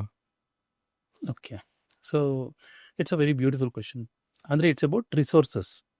ಅದೇ ರಿಸೋರ್ಸಸ್ ಅಲ್ವಾ? ಓಕೆ, ನನಗೆ ಪ್ರಪಂಚದಲ್ಲಿ ಇವತ್ತರೆಗೂ ಭಾಳಷ್ಟು ದೇಶಗಳನ್ನು ಸುತ್ತಿದ್ದೀನಿ. ಅದರಲ್ಲಿ ನನಗೆ ತುಂಬ ಇಷ್ಟ ಆಗುವಂಥ ದೇಶ ಯಾವುದು ಅಂದರೆ ಭಾರತ. ಇಲ್ಲಿ ಇರುವಷ್ಟು ನೆಮ್ಮದಿ, ಇಲ್ಲಿರುವಷ್ಟು ಇದು ಬೇರೆ ಎಲ್ಲೂ ಸಿಗೋದು ಇಲ್ಲ. ಕಲಿಕೆನಲ್ಲಿ ನನಗೆ ಇನ್ನೊಂದು ದೇಶ ಇಷ್ಟ ಆಗುವಂಥದ್ದು ಅಂತ ಹೇಳಿದ್ರೆ Dubai. It's very beautiful country for learning. ಯಾಕಂತ ಹೇಳಿದ್ರೆ ದುಬೈ ಒಂದು ಸಣ್ಣ ಮೀನುಗಾರಿಕೆ ಗ್ರಾಮ, ಅದಷ್ಟೇ ಮೀನು ಹಿಡ್ಕೊಂಡು ಜೀವನ ಮಾಡ್ತಿದ್ದಂಥ ಒಂದು ಸಣ್ಣ ಗ್ರಾಮ ಅದು. ಆದರೆ ಇವತ್ತು ಇಡೀ ಪ್ರಪಂಚನೇ ತಿರುಗಿ ನೋಡೋ ಹಾಗೆ ಬೆಳೆದಿದೆ ಅಂತ ಹೇಳಿದ್ರೆ ಅವರಿಂದ ಕಲೀಲಿಕ್ಕೆ ನಮಗೇನೋ ಇರುತ್ತೆ. ನೋಡಿ, ದುಬೈ ವರ್ಲ್ಡ್ಸ್ ರಿಚೆಸ್ಟ್ ಸಿಟಿ ಅಂತ ಹೇಳ್ಬಿಟ್ಟು ಕೇಳಿದಾಗ ಸಡನ್ ಆಗಿ ಎಲ್ರಿಗೂ ಏನ್ ನೆನಪಾಗುತ್ತೆ? ಆಯಿಲ್ ಇಂದ ದುಡ್ಡು ಬಂತು. ಆಯಿಲ್ ಅಲ್ವಾ? ಹಾ. ಆದ್ರೆ ಆಕ್ಚುಲಿ ಅದೆಲ್ಲ ತಿಳ್ಕೊಂಡಿರೋ ತಪ್ಪು. ಬಟ್ ಇಡೀ ಜಗತ್ತಿನಲ್ಲಿ ಅವ್ರಿಗೆ 60 ವರ್ಷಗಳ ಹಿಂದೆ ಅಷ್ಟೇ ಆಯಿಲ್ ಸಿಕ್ಕಿದ್ದು, 1966ನೇ ಇಸ್ವಿನಲ್ಲಿ. ಇಡೀ ಪ್ರಪಂಚದಲ್ಲಿ ಕಂಪೇರ್ ಮಾಡಿದ್ರೆ ಅವ್ರಿಗೆ ಆಯಿಲ್ ಪರ್ಸೆಂಟೇಜು ಅವ್ರ ಎಕ್ಸ್ಪೋರ್ಟೇ ತುಂಬ ಕಡಿಮೆ. ಅದು ಆಯಿಲ್ ಎಕ್ಸ್ಪೋರ್ಟ್ ತುಂಬ ಕಡಿಮೆ. ಬಟ್ ಆ್ಯಕ್ಚುಲಿ ದುಬೈ ಬೆಳೆದಿದ್ದು ಹೇಗೆ ಅಂತ ಹೇಳಿದ್ರೆ ಅವರ ಟೂರಿಸಮ್ ಮತ್ತು ಅಲ್ಲಿಯ ಇನ್ಫ್ರಾಸ್ಟ್ರಕ್ಚರ್, ಅಲ್ಲಿಯ ಟ್ಯಾಕ್ಸ್ ಸಿಸ್ಟಮಿಂದ ದುಬೈ ಬೆಳೆದಿತ್ತು. ವಿಚ್ ಮೀನ್ಸ್ ನೋಡಿ, ತುಂಬ ಜನಗಳೆಲ್ಲ ಹೇಳ್ತಾರಲ್ವ, ನಮಗೂ ಏನಾದ್ರು ಆಯಿಲ್ ಸಿಕ್ಬಿಟ್ಟಿದ್ರೆ ನಾವು ಬೆಂಗಳೂರನ್ನ, ಮಂಗಳೂರನ್ನ, ನಮ್ಮ ಮೈಸೂರನ್ನ ಎಲ್ಲ ಫುಲ್ಲು ಭಯಂಕರ ಲಂಡನ್, ಸಿಂಗಾಪುರ್ ಮಾಡ್ಬಿಡ್ತಿದ್ದೋ, ಲಂಡನ್ ಮಾಡ್ಬಿಡ್ತಿದ್ದೋ. ಅವ್ರಿಗಿದ್ದಿದ್ದು ತುಂಬ ಕಡಿಮೆ ಪರ್ಸೆಂಟೇಜ್ ಅಷ್ಟೇ ಆಯಿಲು. ಆದರೆ ಆಲ್ಟರ್ನೇಟಿವ್ಲಿ ನೋಡಿ, ನೀವು ಆಲ್ಮೋಸ್ಟ್ ನಿಯರ್ಲಿ 1% ಅಷ್ಟೇ, ಅವ್ರದ್ದು 1 to 2% ಅಷ್ಟೇ ಅವ್ರದ್ದು ಕಾಂಟ್ರಿಬ್ಯೂಷನ್ ಇರುವಂಥದ್ದು. ಆದರೆ ವೆನಿಜುಯೆಲಾ ಅಂತ ಹೇಳ್ಬಿಟ್ಟು ಒಂದು ದೇಶ ಇದೆ. ಆ ದೇಶದಲ್ಲಿ oil reserves compare to Dubai ಜಾಸ್ತಿನೇ ಇದೆ. ಆದ್ರೂ Venezuela literally on the road, because ಅವ್ರ ಎಕಾನಮಿ ತುಂಬ ಕೊಲ್ಯಾಪ್ಸ್ ಆಗಿದೆ. ಅಂದರೆ ಲಿಟ್ರಲಿ ಅಲ್ಲಿರುವಂಥ ಜನಗಳಿಗೆ ಅವರು ಎಷ್ಟೊಂದು ಟೈಮ್ ಊಟನೂ ಕೊಡೋದಕ್ಕಾಗಿಲ್ಲ. ಅಲ್ಲಿರುವಂಥ ಬೆಲೆಗಳು ಕೇಳಿದ್ರೆ ಗಾಬರಿ ಆಗಬೇಕು, ಅಷ್ಟು ಪ್ರಮಾಣದಲ್ಲಿ ಅಲ್ಲಿ ಬೆಲೆಗಳಾಗ್ತಾ ಇರುತ್ತೆ. ಸಿ, ಅರ್ಥ ಏನಂತ ಹೇಳಿದ್ರೆ, ಯಾವ ಮನುಷ್ಯನಿಗೆ ಏನು ರಿಸೋರ್ಸ್ ಇದೆ ಅನ್ನೋದು ಇಂಪಾರ್ಟೆಂಟ್ ಅಲ್ಲ, ಅದನ್ನು ಹೆಂಗೆ ಯೂಸ್ ಮಾಡ್ಕೊಳ್ತಾನೆ ಅನ್ನೋದು ಇಂಪಾರ್ಟೆಂಟು. ಹಾಗಾಗಿ ನನಗೆ ಲೀಡರ್ಶಿಪ್ ಕ್ವಾಲಿಟೀಸ್ಗಳಂತೇಳಿ ಬಂದಾಗ ಒಬ್ಬ ವ್ಯಕ್ತಿ ತುಂಬಾ ಅವರಿಂದ ಕಲಿಯೋದು ಜಾಸ್ತಿ ಅಂತ ನನಗೆ ಅನಿಸುವಂಥದ್ದು ಅಂತ ಹೇಳಿದ್ರೆ ಶೇಖ್ ಮೊಹಮ್ಮದ್ ಬಿನ್ ರಾಶಿದ್ ಅಲ್ ಮಕ್ತಾಮ್, ದ ರೂಲರ್ ಆಫ್ ದುಬೈ. ಅವರು ಏನೋ ಒಂದು 2 ಸ್ಟೇಟ್ಮೆಂಟನ್ನು ಹೇಳ್ತಾರೆ. ನನಗೆ ಭಾಳ ಇಷ್ಟವಾದಂಥ ಸ್ಟೇಟ್ಮೆಂಟ್ ಅದು. 1966ನೇ ಇಸ್ವಿನಲ್ಲಿ ಅವ್ರಿಗೆ ಆಯಿಲ್ ಸಿಕ್ಕಿದಾಗ ಅವರೆಲ್ಲ ಪ್ರಜೆಗಳಿಗೆ, ಅವರೆಲ್ಲ ಜನತೆಗಳನ್ನ ಕರೆದುಬಿಟ್ಟಿರ್ತಾರೆ. I have one good news and bad news. ನನ್ನ ಹತ್ರ ಒಂದು ಗುಡ್ ನ್ಯೂಸ್ ಇದೆ, ಒಂದು ಬ್ಯಾಡ್ ನ್ಯೂಸ್ ಇದೆ. ಗುಡ್ ನ್ಯೂಸ್ ಏನಂತ, ಆಯಿಲ್ ಸಿಕ್ಕಿದೆ. ಬ್ಯಾಡ್ ನ್ಯೂಸ್ ಏನಂತ ಹೇಳಿದ್ರೆ ನೆಕ್ಸ್ಟ್ 40 to 50 ವರ್ಷದಲ್ಲಿ ಆಯಿಲ್ ಖಾಲಿ ಆಗುತ್ತೆ. That's a bad news. Second statement ಏನು ಹೇಳ್ತಾರೆ ಅಂದ್ರೆ, ಅವರು ನನ್ನ ತಾತ ಒಂಟೆ ಮೇಲೆ ಸವಾರಿ ಮಾಡ್ತಿದ್ರು, ನಮ್ಮಪ್ಪ ಒಂಟೆ ಮೇಲೆ ಸವಾರಿ ಮಾಡ್ತಿದ್ರು, ನಾನಿವತ್ತು ರೇಂಜ್ ರೋವರ್, ಲ್ಯಾಂಡ್ ರೋವರ್ ಥರ ಗಾಡಿಗಳನ್ನು ಓಡಿಸ್ತೀನಿ, ನನ್ನ ಮಗ ಮರ್ಸಿಡೀಸ್ ಬೆಂಜನ್ನು ಓಡಿಸ್ತಾನೆ, ಆದರೆ ಅವನ ಮಗ ಮತ್ತೆ ಒಂಟೆ ಮೇಲೆ ಓಡಾಡಬೇಕಾಗತ್ತೆ. ಅದಕ್ಕೋಸ್ಕರನೇ let us build the country ಅಂತ ಹೇಳ್ತಾರೆ. UAE, ಯುನೈಟೆಡ್ ಅರಬ್ ಎಮಿರೇಟ್ಸ್, 7 ಬೇರೆ ಬೇರೆ ರಾಜ್ಯಗಳನ್ನ ತಗೊಂಡು ಒಂದು UAE ಆಯ್ತದು. ಅದ್ರಲ್ಲಿ ದುಬೈ ಅನ್ನುವಂಥದ್ದು ಒಂದು ಸಿಟಿನೂ ಇದೆ, ದುಬೈ ಅನ್ನುವಂಥ ಅದು ರಾಜ್ಯನೂ ಇದೆ. ಸೊ ಅಲ್ಲಿ ಅವ್ರ ರಾಜರು ಹೆಂಗೆ ಯೋಚನೆ ಮಾಡಿದ್ರು ಅಂದ್ರೆ, ಅವಾಗ್ಲೇನೆ ನನಗೆ 50 ವರ್ಷ ಇನ್ ಕೇಸ್ ಆಯಿಲ್ ಖಾಲಿ ಆಗಿಬಿಟ್ರೆ ನನ್ನ ದೇಶ ಹೆಂಗೆ ನಡಿಬೇಕು ಅಂತ ಯೋಚನೆ ಮಾಡಿ ಅವ್ರು ಅವಾಗ್ಲಿಂದಾನೆ ಇನ್ಫ್ರಾಸ್ಟ್ರಕ್ಚರ್ ಮೇಲೆ ಅವ್ರು ಇನ್ವೆಸ್ಟ್ ಮಾಡೋದಕ್ಕೆ ಸ್ಟಾರ್ಟ್ ಮಾಡಿದರು, ಟೂರಿಸಮ್ನ ಡೆವಲಪ್ ಮಾಡೋದಕ್ಕೆ ಸ್ಟಾರ್ಟ್ ಮಾಡಿದರು. ಬೇರೆ ಎಲ್ಲ ರಾಜ್ಯಗಳು, ಬೇರೆ ಬೇರೆ ಎಮಿರೇಟ್ಸಲ್ಲಿರುವಂಥ ಎಲ್ಲ ರಾಜ್ಯಗಳು ಆಯಿಲಿಂದ ಬಂದಂಥ ದುಡ್ಡಲ್ಲಿ ಪ್ಯಾಲೇಸ್ಗಳನ್ನು ಕಟ್ಟಕ್ಕೆ ಸ್ಟಾರ್ಟ್ ಮಾಡಿದ್ರೆ, ದುಬೈ ಕಿಂಗ್ ಅವರು ಇನ್ಫ್ರಾಸ್ಟ್ರಕ್ಚರ್ಸ್ಗಳ ಮೇಲೆ ಇನ್ವೆಸ್ಟ್ ಮಾಡಿದರು. ಅವ್ರು ಇನ್ವೆಸ್ಟ್ ಮಾಡಿದ್ದು ಟೂರಿಸಮ್ ಮೇಲೆ, ಒಳ್ಳೆ ರೋಡು, ರಸ್ತೆಗಳು, ಅಂದ್ರೆ ಇಡೀ ದೇಶವನ್ನ ಕಟ್ಟೋದಕ್ಕೆ ಅವ್ರು ಇನ್ವೆಸ್ಟ್ ಮಾಡಿದ್ರು. ಹಾಗಾಗಿ ಒಂದು ದೊಡ್ಡದಾದಂಥ ಮಾತಿದೆ, if rich and stable country gets the resources it becomes more richer, if corrupt country gets the resources it becomes more poorer ಅಂತ. ವಿಚ್ ಮೀನ್ಸ್ ನಮ್ಮ ಜೀವನಕ್ಕೆ ಇದನ್ನು ನಾವು ಅಡಾಪ್ಟ್ ಮಾಡ್ಕೊಂಡ್ರೆ, ನೋಡಿ, ವೆನಿಜುಯೆಲಾ ಮತ್ತು ದುಬೈ ನಡುವೆ ಇರುವಂಥ ವ್ಯತ್ಯಾಸ ಅದೇನೆ. ನಮ್ಮ ಜೀವನಕ್ಕೆ ಏನಾದ್ರು ನಾವು ಇದನ್ನು ಅಡಾಪ್ಟ್ ಮಾಡ್ಕೊಳ್ತೀವಿ ಅಂತ ಹೇಳಿದ್ರೆ, ಅಥವಾ ನಾವೇನಾದ್ರು ಅದರಿಂದ ಕಲ್ತ್ಕೊಳ್ತೀವಿ ಅಂತ ಹೇಳಿದ್ರೆ, ಜೀವನದಲ್ಲಿ ಇವಾಗ ಇರುವಂಥ ಜಾಬ್ ಆಗಿರಲಿ ಅಥವಾ ಬಿಸ್ನೆಸ್ ಆಗಿರಲಿ, ಇದು ಒಂದು ಆಯಿಲ್ ಥರ ಯಾವತ್ತೋ ಒಂದಿನ ಎಂಡ್ ಆಗುತ್ತಿದೆ. ಆದರೆ ನೀವೇನು ನಿಮ್ಮ ಲೈಫ್ಗೆ ಇನ್ಫ್ರಾಸ್ಟ್ರಕ್ಚರ್ನ ರೆಡಿ ಮಾಡಿ ಇಟ್ಕೊಂಡಿದ್ದೀರಿ, ಅವ್ರಿಗೆ ಆ ದೇಶಕ್ಕೆ ಟೂರಿಸಮ್, ಬಟ್ ನಿಮ್ಮ ಲೈಫಲ್ಲಿ ಏನು ಮಾಡಿ ಇಟ್ಕೊಂಡಿದ್ದೀರಿ, that matters the most. At the same time ಈಗ ದುಬೈ ಜಸ್ಟು ನಾವು ಅಂದ್ಕೊಳ್ತೀವಿ ಬರೀ ಆಯಿಲು ಮತ್ತು ಇನ್ಫ್ರಾಸ್ಟ್ರಕ್ಚರು ಅಷ್ಟೇ ಅಲ್ಲ, ಅವ್ರಿಗೆ ಬೇರೆ ಬೇರೆ ಬೇರೆ ಸೋರ್ಸಸ್ ಆಫ್ ಇನ್ಕಮ್ ಇದೆ.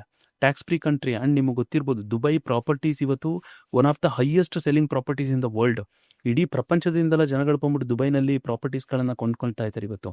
ವಿಚ್ ಮೀನ್ಸ್ ನಾನು ಇಲ್ಲಿ ದುಬೈನ ಹೊಗಳ್ತಾ ಇಲ್ಲ, ನಾನು ಹೇಳ್ತಾ ಇರೋದು ಅಲ್ಲಿಂದ ಏನು ಕಲಿಬೋದು ಅಂತ ಹೇಳ್ತಾ ಇದ್ದೀನಿ ಅಷ್ಟೇನೆ. ಸೊ ನೋಡಿ, ಅದೇ ಪ್ರಕಾರ ಅವರು ಮಲ್ಟಿಪಲ್ ಸೋರ್ಸಸ್ ಆಫ್ ಇನ್ಕಮ್ ಇದೆ. ಸೊ ಸೇಮ್ ವೇ ನಾವೇನು ಕಲಿಬೋದು ಅದರಿಂದ? ಯಾವ ಮನುಷ್ಯನ ಲೈಫಲ್ಲಿ ಮಲ್ಟಿಪಲ್ ಸೋರ್ಸಸ್ ಆಫ್ ಇನ್ಕಮ್ ಇರೋದಿಲ್ಲ, ಒಂದೇ ಸೋರ್ಸ್ ಆಫ್ ಇನ್ಕಮ್ಗೆ ಹಗ್ಗ ಹಾಕೊಂಡು ಇಟ್ಕೊಂಡು ನೇತಾಡ್ತಿರ್ತಾನೋ ಅವನ ಜೀವನದಲ್ಲಿ ಅದೊಂದು ಹಗ್ಗ ಕಟ್ಟಾದ್ರೆ ಮುಗ್ದೈತೆ ಅವನ ಕತೆ. ಈಗ ಅದೇ ಕಾರಣಕ್ಕೆ ದುಬೈಯಲ್ಲಿ ನಿಮಗೆ ಈಗ ವಿರಾಟ್ ಕೊಹ್ಲಿ, ಮಾಧುರಿ ದೀಕ್ಷಿತ್, ಕನ್ನಡ ರಾಕಿಂಗ್ ಸ್ಟಾರ್ ಯಶ್ ಅವರಿಂದ ಹಿಡಿದು ತುಂಬ ಜನರು ಎಲ್ಲ ಮನೆಗಳು ತಗೊಂಡ್ಬಿಟ್ಟಿದ್ದಾರೆ ಅಲ್ಲಿ. Absolutely, because they are attracting. ಅಂದ್ರೆ ಪ್ರತಿಯೊಬ್ಬರು ಅಂದ್ರೆ ಒಂದು ಮೀನುಗಾರಿಕೆ ಗ್ರಾಮ ಸರ್, ಅದು ಅಷ್ಟೇ ಗೋಲ್ಡನ್ ವೀಸಾ ಏನೋ ಕೊಟ್ಟು ಎಲ್ಲರನ್ನು ಕರೆಸ್ತಾರೆ. ಅಬ್ಸಲ್ಯೂಟ್ಲಿ. ಸೊ ಅಂದ್ರೆ ತುಂಬಾ ಸಣ್ಣದಾಗಿರುವಂತ ಗ್ರಾಮ ಇಡೀ ಪ್ರಪಂಚನ ತಿರುಗಿ ನೋಡಿ ಹಾಗೆ ಮಾಡಿದೆ ಅಂತ ಹೇಳಿದ್ರೆ, ಜಗತ್ತಿನ GDP ನಲ್ಲಿ ಅವ್ರದ್ದು ಮೇಜರ್ ಕಾಂಟ್ರಿಬ್ಯೂಷನ್ ಇದೆ ಅಂತ ಹೇಳ್ಬಿಟ್ಟು ಆಯ್ತು ಅಂತ ಹೇಳಿದ್ರೆ, ಅವರ ಥಾಟ್ ಪ್ರಾಸೆಸ್ ಆಗಿರ್ಬೋದು, ಒಂದು ಹಳ್ಳಿ ಆ ಥರ ಬೆಳೀತು ಅಂತ ಹೇಳ್ಬಿಟ್ಟು ಹೇಳಿದ್ರೆ. ದಾನ್ ಸಿಂಗಪುರೇ ಅದ್ರದ್ದು ಐಡಿಯಾಲಜೀಸ್ ಬೇರೆ, ಬಟ್ ದುಬೈ ಐಡಿಯಾಲಜೀಸ್ ಬೇರೆ. ಇವರು ಬೆಳೆದ ರೀತಿ ಇವ್ರು ಬೆಳೆದಿದ್ದ ರೀತಿ ಬೇರೆ. ಬಿಕಾಸ್ ಸಿಂಗಪುರ್ಗೆ ಜಿಯೋಗ್ರಫಿಕಲ್ ಅಡ್ವಾಂಟೇಜ್ ಬೇರೆ, ದುಬೈಗೆ ಜಿಯೋಗ್ರಫಿಕಲ್ ಅಡ್ವಾಂಟೇಜ್ ಬೇರೆ. ಬಿಕಾಸ್ ನಮ್ದೆಲ್ಲ ತುಂಬ ಕ್ಲಾಸಸ್ಗಳಲ್ಲಿ ನಡೆಯುತ್ತೆ. ಸೊ ಹಾಗಾಗಿ ನಾನು ತುಂಬ ಅಲ್ಲಿ ವಿಸಿಟ್ ಮಾಡ್ತಾನೆ ಇರ್ತೀನಿ. ಹಾಗಾಗಿ ನಾನು ಪ್ರತಿ ಟೈಮ್ ಹೋದಾಗ್ಲೂ ಒಂಥರ ಇನ್ಸ್ಪಿರೇಷನ್ ಆಗುತ್ತೆ ನನಗೆ. ಇವ್ರು ಹೆಂಗೆ ಯೋಚನೆ ಮಾಡ್ತಾರಪ್ಪ ಜೀವನದಲ್ಲಿ, ಅಂದರೆ ಯಾವ ಲೆವೆಲ್ ಫೋರ್ಕಾಸ್ಟಿಂಗ್ ಇರುತ್ತೆ ಇವ್ರದ್ದು, ಯಾವ ಲೆವೆಲ್ಗೆ ಬಿಲ್ಡ್ ಮಾಡಬೇಕು ಅಂದರೆ ದೇಶದ ಬಗ್ಗೆ ಹೆಂಗೆ ಯೋಚನೆ ಮಾಡ್ತಾರೆ, ಅಲ್ಲಿರುವಂಥ ಪ್ರಜೆಗಳು ಹೆಂಗೆ ಯೋಚನೆ ಮಾಡ್ತಾರೆ ಅನ್ನೋಂಥದ್ದೆಲ್ಲ ಭಾಳ ಅದ್ಭುತ ಅಂತ ಅನ್ಸುತ್ತೆ. ಅದನ್ನೇ ನಮ್ಮ ಲೈಫಲ್ಲಿ ನಾವೇನಾದ್ರು ತೊಗೊಂಡು ಬಂದರೆ, so wealth is not about what you have, wealth is about what you build out of already what you have ಅಂತ. ಸೊ ನಾನು ಅವಾಗಲೇ ಹೇಳೋದಲ್ವಾ, if rich poor country gets the, ಅಥವಾ ಕರಪ್ಟ್ ಕಂಟ್ರಿಗೆ ಏನಾದರೂ ರಿಸೋರ್ಸಸ್ ಸಿಕ್ಕಿದ್ರೆ ಇನ್ನೂ ಪೂರ್ ಆಗುತ್ತೆ ಅಂತೇಳಿ, ಅದೇ ಮಾತದು ಅಲ್ವಾ. ಸೊ ಸೇಮ್ ವೇ ರಿಚ್ ಕಂಟ್ರಿಗೆ ಅಥವಾ ಸ್ಟೇಬಲ್ ಕಂಟ್ರಿಗೆ ಏನಾದ್ರು ರಿಸೋರ್ಸ್ ಸಿಕ್ಕಿದ್ರೆ ಅದು ಇನ್ನೂ ರಿಚರ್ ಆಗುತ್ತೆ ಅಂತೇಳಿ ನಮ್ಮ ಲೈಫ್ ಕಂಡಕ್ಟ್ ಮಾಡ್ಕೊಳ್ಳೋಣ. ಅದನ್ನು ನಾನು ದೇಶಗಳ ಬಗ್ಗೆ ಮಾತಾಡ್ತಾ ಇಲ್ಲ. ನಮ್ಮ ಲೈಫಲ್ಲಿ ಒಬ್ಬ ವೆಲ್ದಿಗೆ ಒಂದು ವೆಲ್ತ್ ಸಿಕ್ತು ಅಂತ ಹೇಳಿದ್ರೆ ಅವನಿನ್ನೂ ವೆಲ್ತ್ ಕ್ರಿಯೇಟ್ ಮಾಡೋಕ್ಕೆ ಟ್ರೈ ಮಾಡ್ತಾನೆ. ಅದೇ ಒಬ್ಬ ಕರಪ್ಟ್ ಯೋಚನೆ ಮಾಡುವಂಥವನು, ಅಂದರೆ ಒಬ್ಬ ಸ್ಕೇರ್ಸಿಟಿ ಮೈಂಡ್ಸೆಟ್ಗೆ ವೆಲ್ತ್ ಸಿಕ್ತು ಅಂತ ಹೇಳಿದ್ರೆ, ನಾನು ಹೆಂಗೆ ಇಲ್ಲಿರುವಂಥ 50 ಲಕ್ಷ ರೂಪಾಯಿ ಕಾರ್ ತಗೊಳ್ಳಿ, ಅವ್ನಿಗೆ ಹೊಟ್ಟೆ ಹೆಂಗೆ ಉರಿಸ್ಲಿ, ಅದೇ ಯೋಚನೆ ಬರುತ್ತೆ ಅವನಿಗೆ. ನಾನು ಇಲ್ಲಿ ಹೇಳ್ತಾ ಇರುವಂಥದ್ದು ದೇಶದ ಬಗ್ಗೆ ಅಲ್ಲ, ನಾನು ಹೇಳ್ತಾ ಇರುವಂಥದ್ದು ಮನುಷ್ಯನ ಮನಸ್ಥಿತಿ ಬಗ್ಗೆ. ಅವನು ಆ ಪ್ರಕಾರದಲ್ಲಿ ಯೋಚನೆ ಮಾಡಿದ್ರೆ ವೆನಿಜುಯೆಲಾ ದೇಶ ಆಗ್ತಾನೆ. ಅವನು ದುಬೈ ಪ್ರಕಾರ ಯೋಚನೆ ಮಾಡಿದ್ರೆ ದುಬೈ ಅಂತ ನಗರವನ್ನು ಅವನ ಜೀವನದಲ್ಲಿ ಕಟ್ತಾನೆ. ಇವತ್ತಿನ ತುಂಬಾ ಜನ ಹಣ ಕೂಡಿಡೋದು ಒಂದ್ ಕಡೆ ಆದ್ರೆ ಹಣ ಹೇಗ್ ಹೋಗ್ತಿದೆ ಅಂತಾನೆ ಗೊತ್ತಾಗ್ತಿಲ್ಲ. ಈಗ ಒಂದು ತೂತಿರ್ತಕ್ಕಂಥ ಒಂದು ಮಡಿಕೆಗೆ ನೀವು ಎಷ್ಟು ನೀರು ಹಾಕಿದ್ರು ಅದು ಎಲ್ಲಿ ಹೋಗ್ತಿದೆ ಅಂತಾನೆ ಗೊತ್ತಾಗ್ತಿಲ್ಲ. ಈಗ ಪ್ರೆಸೆಂಟ್ ಇವತ್ತಿನ ಜನರೇಷನ್ಲಿ ಹಣ ಎಲ್ಲಿ ಕಳ್ಕೋತಿದ್ದಾರೆ ಅಂತ ಅನ್ಸುತ್ತೆ. ತುಂಬ ಜನ ನಿಮ್ಮ ಪ್ರಕಾರ ತುಂಬ ದೊಡ್ಡ ಇಂಡಸ್ಟ್ರಿಗಳು, ಪ್ರಪಂಚದಲ್ಲಿ ಅತ್ಯದ್ಭುತ ಇಂಡಸ್ಟ್ರಿಗಳು ಅಂತ ಯಾವ್ದು ಯೋಚನೆ ಮಾಡ್ತೀರಿ? ಈಗ of course technology, health industries, stock markets, real estate ಅಲ್ವಾ. ಸೊ ಎಲ್ಲರೂ ಅದೇ ಪ್ರಕಾರ ಯೋಚನೆ ಮಾಡ್ತಾರೆ. ಆದರೆ ನಾನು ಹೇಳುವಂಥ ಮಾತು ನಿಜವಾಗ್ಲೂ ಅದು ತುಂಬ ಜನ ಡಿಸ್ಟರ್ಬ್ ಮಾಡುತ್ತೆ. ಅವ್ರಿಗೆ ಗೊತ್ತಿಲ್ಲದ ರೀತಿ ಅವ್ರು ಎಲ್ಲಿ ಕಳ್ಕೊತಾ ಇದ್ದಾರೆ ದುಡ್ಡು ಅನ್ನುವಂಥದ್ದಕ್ಕೆ. ಸೊ ಪ್ರಪಂಚದಲ್ಲಿ ಅತ್ಯಂತ ದೊಡ್ಡ ಇಂಡಸ್ಟ್ರಿಗಳು ಅಥವಾ ಪ್ರಾಡಕ್ಟ್ಸ್ಗಳು ಅಥವಾ ಸೆಕ್ಟಾರ್ಸ್ಗಳು ಡಿಫೈನ್ ಆಗುವಂಥದ್ದು ಅವರ ಪ್ರಾಡಕ್ಟ್ಸ್ಗಳನ್ನು ಲಾಂಚ್ ಮೇಲಲ್ಲ, ಹ್ಯೂಮನ್ ವಲ್ನರಬಿಲಿಟೀಸ್ಗಳ ಮೇಲೆ. ಅಂದರೆ ಮನುಷ್ಯನ ವೀಕ್ನೆಸಸ್ಗಳ ಮೇಲೆ ತುಂಬ ಪ್ರಾಡಕ್ಟ್ಸ್ಗಳು ಡಿಸೈನ್ ಆಗಿದೆ. ಅರ್ಥಾತ್ 3 ಇಂಡಸ್ಟ್ರೀಸ್ಗಳು ಒಬ್ಬ ಮನುಷ್ಯನ ದುಡ್ಡನ್ನು ಆರಾಮಾಗಿ ಕರಗಿಸುವಂಥ ಇಂಡಸ್ಟ್ರಿ. ಮೊದಲನೇದು ಮೆನ್ಸ್ ಲಸ್ಟ್, ಎರಡನೇದು ಮೆನ್ಸ್ ಲಸ್ಟ್ ಪುರುಷರ ಕಾಮತೃಷೆ, ಎರಡನೇದು ವಿಮೆನ್ಸ್ ಬ್ಯೂಟಿ, ಮೂರನೇದು ಸೀನಿಯರ್ ಸಿಟಿಸನ್ಸ್ ಅಥವಾ ಸೀನಿಯರ್ ಆಗ್ತಾ ಇರುವಂಥವರ ಇನ್ಸೆಕ್ಯೂರಿಟೀಸ್. ಈ 3 ಇಂಡಸ್ಟ್ರೀಸ್ಗಳು ದುಡ್ಡು ಮಾಡೋಕ್ಕೆ ಭಯಂಕರ ದೊಡ್ಡ ಇಂಡಸ್ಟ್ರಿಗಳಿವತ್ತು. ಮೆನ್ಸ್ ಲಸ್ಟ್ ಅಂತ ಹೇಳಿದ್ರೆ ನಾನಿಲ್ಲಿ ಯಾವುದೇ ಇಂಟಿಮೇಸಿ ಬಗ್ಗೆ ಮಾತಾಡ್ತಾ ಇಲ್ಲ, ಓಕೆ, ಅದೇ ಸೆಕ್ಸ್ ಬಗ್ಗೆ ನಾನು ಮಾತಾಡ್ತಾ ಇಲ್ಲ. ನಾನು ಮಾತಾಡ್ತಾ ಇರುವಂಥದ್ದು ಪೋರ್ನೋಗ್ರಫಿ, ಪೇಯ್ಡ್ ಅಟೆನ್ಷನ್ಸ್. ಸೊ ಅದನ್ನ ಬಿಟ್ಟು ಬಹಳಷ್ಟು ಇವತ್ತಿರುವ ಈಗ ಅಡಲ್ಟ್ಸ್ ಎಂಟರ್ಟೈನ್ಮೆಂಟ್ಸ್, ಈಗ ಗ್ಯಾಮ್ಲಿಂಗ್ ಕೂಡ ಆಗತ್ತೆ. ಗ್ಯಾಮ್ಲಿಂಗ್ ಅದನ್ನು ಒನ್ ಆಫ್ ದ ವೇ ಅವರು ಅಟ್ರಾಕ್ಟ್ ಮಾಡ್ತಾ ಇರುವಂತ. ಗೇಮ್ಸ್ ಕೂಡ ಆಗತ್ತೆ. ಅದ್ರೊಳಗಡೆ ಅಡಲ್ಟ್ ಗೇಮ್ಸ್, ಕೆಲವು ಮೊಬೈಲ್ ಅಲ್ಲಿ ಆಪ್ ಗಳಿಂದ ನೀವು ಕಾಸು ಕಳ್ಕೊಳ್ಳೋದು. ಈ ಇಂಡಸ್ಟ್ರೀಸ್ಗಳಿದೆಯಲ್ಲ, ಸೊ ಅಂದರೆ ಈಗ ಮೆನ್ಸ್ ಲಸ್ಟ್ ಅಂತ ಹೇಳಿದ್ರೆ not necessarily sex alone. It lust is what which is ನೀವು ಯಾವುದಕ್ಕೆ ಬೇಗ ಟೆಂಪ್ಟ್ ಆಗ್ತೀರಾ ಆ ವಿಷಯಗಳು. ಅಂದರೆ ಬರೀ ಸೆಕ್ಷುವಲ್ ಇಂಡಸ್ಟ್ರಿಗಳಲ್ಲೇ ಆಗಿರಬೇಕು ಅಂತಿಲ್ಲ, ಅದು ಬೇರೆ ಬೇರೆ ಯಾವುದಕ್ಕೆ ಈಸಿಯಾಗಿ ಟೆಂಪ್ಟ್ ಆಗ್ತಾನೆ ಮನುಷ್ಯ, ಆ ಜಾಗಗಳಲ್ಲಿ ಅವರು ದುಡ್ಡನ್ನ ಬೇಗನೆ ಕಳ್ಕೊಂಡ್ಬಿಟ್ಟಿರ್ತಾರೆ. ಸೊ ಈಗ ಪೋರ್ನೋಗ್ರಫಿನಲ್ಲಿ ಎಷ್ಟು ಇಡೀ ಹೈಯೆಸ್ಟ್ ಸರ್ಚ್ಡ್ ಇನ್ ಇಂಡಿಯಾ, ಅದರೊಳಗಡೆನೂ ನಾರ್ತ್ ಇಂಡಿಯಾದಲ್ಲಿ ಕೆಲವೊಂದು ರಾಜ್ಯಗಳು ಹೈಯೆಸ್ಟ್ ಸರ್ಚ್, ಆ್ಯಂಡ್ ಎಷ್ಟೊಂದು ಡೇಟಿಂಗ್ ಆ್ಯಪ್ಸ್ಗಳು ಇವತ್ತಿರುವಂಥದ್ದು. ಇವೆಲ್ಲದರಿಂದನೂ ಮನುಷ್ಯ ತುಂಬ ದುಡ್ಡನ್ನು ಅವನಿಗೆ ಗೊತ್ತಿಲ್ದಂಗೆ ಅವ್ನು ಕಳ್ಕೊಂಡ್ಬಿಟ್ಟಿರ್ತಾನೆ. ಎರಡನೇದು ವಿಮೆನ್ಸ್ ಬ್ಯೂಟಿ. ಹಂಗಂತ ಹೇಳಿದ್ರೆ ಇವತ್ತು ಇಂಡಸ್ಟ್ರಿಗಳು ಹೆಣ್ಮಕ್ಳಿಗೆ ಒಂದು ಮೆಸೇಜ್ಗಳನ್ನ ಕೊಡ್ತಾ ಇರುತ್ತೆ, you are not good enough it, ಇದೊಂದು ಪ್ರಾಡಕ್ಟ್ ಟ್ರೈ ಮಾಡಿ, ಇದಾದ್ಮೇಲಿಂದ ಅವ್ರ ಕಂಪ್ಯಾರಿಸನ್ ನೀವು ಇನ್ನೂ ಚೆನ್ನಾಗಿಲ್ಲ, ಇದನ್ನು ಟ್ರೈ ಮಾಡಿ, ಅದು ಚೆನ್ನಾಗಿಲ್ಲ, ಇವಾಗ ನಾವು ಅಪ್ಗ್ರೇಡ್ ಮಾಡಿದ್ದೀವಿ, ಇದನ್ನು ಟ್ರೈ ಮಾಡಿ, ಅದೇ ಥರ ಅವ್ರನ್ನ ಸೆಳೀತಾ ಹೋಗ್ತಿರ್ತಾರೆ. ಸೊ ವಿಮೆನ್ನಲ್ಲಿ ಬ್ಯೂಟಿ ಕಾನ್ಷಿಯಸ್ನೆಸ್ನ ಬಿತ್ತೋದ್ರ ಮುಖಾಂತರ ಅವರಲ್ಲಿರುವಂಥ ಮನಿನ ಎಕ್ಸ್ಟ್ರಾಕ್ಟ್ ಮಾಡುವಂಥದ್ದು one of the industry which is very big industry. And one more thing, ನಾನು ಇದನ್ನು ಸ್ವಲ್ಪ ಗಂಭೀರವಾಗಿ ಹೇಳ್ತೀನಿ. ಮತ್ತು ಈಗ ಮೂರನೇ ಇಂಡಸ್ಟ್ರಿ ಹೇಳಿದ್ನಲ್ವ, ಅಂದರೆ ಸೀನಿಯರ್ ಸಿಟಿಸನ್ ಇನ್ಸೆಕ್ಯೂರಿಟೀಸ್ ಆಗಿರ್ಬೋದು ಅಥವಾ ಯಾವುದೇ ವ್ಯಕ್ತಿಗಳ ಇನ್ಸೆಕ್ಯೂರಿಟೀಸ್ಗಳು ಆಗಿರ್ಬೋದು. ಇಲ್ಲಿ ಯಾವುದೇ ಇನ್ಸ್ಟಿಟ್ಯೂಷನ್ಸ್ಗಳ ನೇಮ್ಗಳು ನಾನು ಹೇಳೋದಿಲ್ಲ. ಬಟ್ ಓವರ್ ಆಲ್ ಫಿನಾನ್ಷಿಯಲ್ ಸೆಗ್ಮೆಂಟಲ್ಲಿ ಹೇಗೆ ನಡೆಯುತ್ತೆ ಅಂತ ಹೇಳಿದ್ರೆ, ಈಗ ಯಾರೋ ಒಬ್ಬ ವ್ಯಕ್ತಿ ಹೋಗಿ ಎಲ್ಲಾದರೂ ಫಿನಾನ್ಷಿಯಲ್ ಇನ್ಸ್ಟಿಟ್ಯೂಷನಲ್ಲಿ ಅಪ್ರೋಚ್ ಮಾಡ್ತಾರೆ ಅಂತ ಇಟ್ಕೊಳ್ಳಿ. ಅವನಿಗೆ ಯಾವಾಗ ಇವನಿಗೆ ನಿಜವಾಗ್ಲೂ ಏನೋ ಇನ್ಸೆಕ್ಯೂರಿಟಿ ಇದೆ ಅಂತ ಹೇಳ್ಬಿಟ್ಟು ಆ ಫಿನಾನ್ಷಿಯಲ್ ಇನ್ಸ್ಟಿಟ್ಯೂಷನ್ ಗೊತ್ತಾಯ್ತು ಅಂತ ಹೇಳಿದ್ರೆ, ಆ ವ್ಯಕ್ತಿಗೆ ಲಾಭ ಆಗುವಂಥದ್ದಲ್ಲ, ಆ ಇನ್ಸ್ಟಿಟ್ಯೂಷನ್ಗೆ ಏನು ಲಾಭ ಆಗುತ್ತೆ ಅದನ್ನು ಅವ್ರು ಇನ್ವೆಸ್ಟ್ ಮಾಡಿಸ್ತಾರೆ. ಕೆಲವೊಂದು ಸಮಯ ಏನಾಗುತ್ತೆ ಅಂತ ಹೇಳಿದ್ರೆ, ಬ್ಯಾಂಕ್ಗೆ ಹೋಗ್ತಾರೆ. ಬ್ಯಾಂಕ್ಗೆ ಹೋದಾಗ ಒಂದು 10 ಲಕ್ಷ ಲೋನ್ ಕೊಡಿ ಅಂತ ಕೇಳ್ತಾರೆ. 10 ಲಕ್ಷ ಎಲ್ಲ ಕೊಡೋಕ್ಕಾಗಲ್ಲ ರೀ ನಿಮ್ಮ ಪ್ರೊಫೈಲ್ಗೆ. ನೋಡಿ ಸರ್, ಏನೋ ಕೊಡಿ ಸರ್, ಒಂದು ಕೆಲಸ ಮಾಡಿ, ನಾನೊಂದು ಸ್ವಲ್ಪ ಜಾಸ್ತಿನೇ ಮಾಡ್ತೀನಿ, ಇನ್ನು ಮಿಕ್ಕಿದ ಅಮೌಂಟ್ ಇನ್ಶೂರೆನ್ಸ್ಗೆ ಹಾಕಿ ಅಂತಾರೆ. ಅಥವಾ ಏನೋ ಒಂದು ಸ್ಕೀಮ್ಗೆ ಹಾಕಿ ಅಂತಾರೆ. ಸೊ ಅವ್ನಿಗೆ ಗೊತ್ತೇ ಇಲ್ಲ. ನನ್ನ ಕ್ಲೈಂಟ್ಸ್ಗಳ ಜೊತೆ ಕೂತ್ಕೊಂಡಾಗ ಅವ್ರು ಇಂಥ ಕಡೆ ಪಾಲಿಸಿ ಮಾಡಿಸಿದ್ದೀನಿ, ಅದು ಮಾಡಿಸಿ, ಅವ್ರ ಜೊತೆ ಕೂತ್ಕೊಂಡಾಗ ಏನು ಪ್ಲಾನ್ ಮಾಡಿದ್ರಿ, ಅದೇನೋ ಗೊತ್ತಿಲ್ಲ ಸರ್, ಅವ್ರು ಕೊಟ್ಟರು, ಅವರು ಬ್ಯಾಂಕ್ ಮ್ಯಾನೇಜರು ಕೊಟ್ಟರು ಅಷ್ಟೇ. ಅದು ದಡ್ಡ, ಏನೋ ತಗೊಬಂದು ಕೊಟ್ಟರು ಅಂದ್ರೆ ಹೆಂಗೆ ಸೈನ್ ಮಾಡಿಕೊಟ್ಟೆ ಮಾರ್ರೆ ನೀನು ಅಂತ ಕೇಳಿದ್ರೆ, ಗೊತ್ತಿಲ್ಲ ಸರ್, ಅವ್ರು ಪ್ರೆಷರಲ್ಲಿ ಸೈನ್ ಮಾಡ್ಬಿಟ್ಟೆ ನಾನು. ಅದು ಅಲ್ದೇ ಅವ್ರು 10 ವರ್ಷ 15 ವರ್ಷ ಪ್ರೀಮಿಯಂ ಕಟ್ಟಬೇಕಾಗಿರುತ್ತೆ, ಕಟ್ಟಿಲ್ಲ ಅಂತ ಹೇಳಿದ್ರೆ ಲ್ಯಾಪ್ಸ್ ಆಗುತ್ತೆ. Lot of times people do this mistake. ಅಂದರೆ ಮನುಷ್ಯನ ಇನ್ಸೆಕ್ಯೂರಿಟೀಸ್ ಅಂದರೆ 3 ವಿಷಯ ನಾನು ಹೇಳಿದೆ: ಮೆನ್ಸ್ ಲಸ್ಟ್, ವಿಮೆನ್ಸ್ ಬ್ಯೂಟಿ ಮತ್ತು ಪೀಪಲ್ ಇನ್ಸೆಕ್ಯೂರಿಟೀಸ್ ಅಥವಾ ಸೀನಿಯರ್ ಸಿಟಿಸನ್ಸ್ಗಳ ಇನ್ಸೆಕ್ಯೂರಿಟೀಸ್.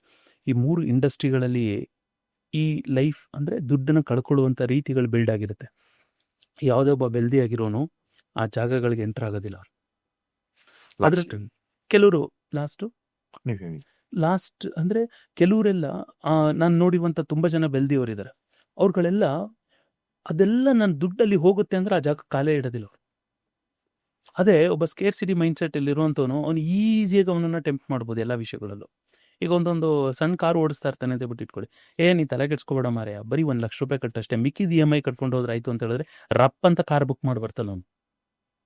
ನೀನು ಐಫೋನ್ ಯಾವುದೋ ಒಂದು ಡುಬಾಕ್ ಯೂಸ್ ಮಾಡ್ತಾ ಇದೀಯ ಮಾರ್ರೆ, ಈಗಲೂ ಅಪ್ಗ್ರೇಡ್ ಬಂದಿದೆ, ಲೋನ್ ಕೊಡ್ತೀನಿ ನಾನು, ತಗೋ ನೀನು ಲೋನ್ ಅಂತ ಹೇಳ್ಬಿಟ್ಟು ಲೋನಲ್ಲಿ ಸಿಗೋ sir. See, lot of people are getting in this trap. I am not against to buy anything. So ಯಾವುದು ಬೈ ಮಾಡೋದಕ್ಕೆ ಎಗೇನ್ಸ್ಟ್ ಇಲ್ಲ ನಾನು. ನಾ ಹೇಳ್ತಾ ಇರೋವಂಥದ್ದು, ಆ ವಲ್ನರಬಿಲಿಟೀಸ್ಗಳನ್ನು ಏನಿದೆ ಆ ಜಾಗಕ್ಕೆ ಸಿಗಾಕೋಬೇಡಿ. ನಿಮ್ಮ ವೀಕ್ನೆಸ್ ಮೇಲೆ ಬೇರೆಯವರು ತಾಂಡವ ಆಡುವಾಗ ಮಾಡಬೇಡಿ. That I am trying to tell.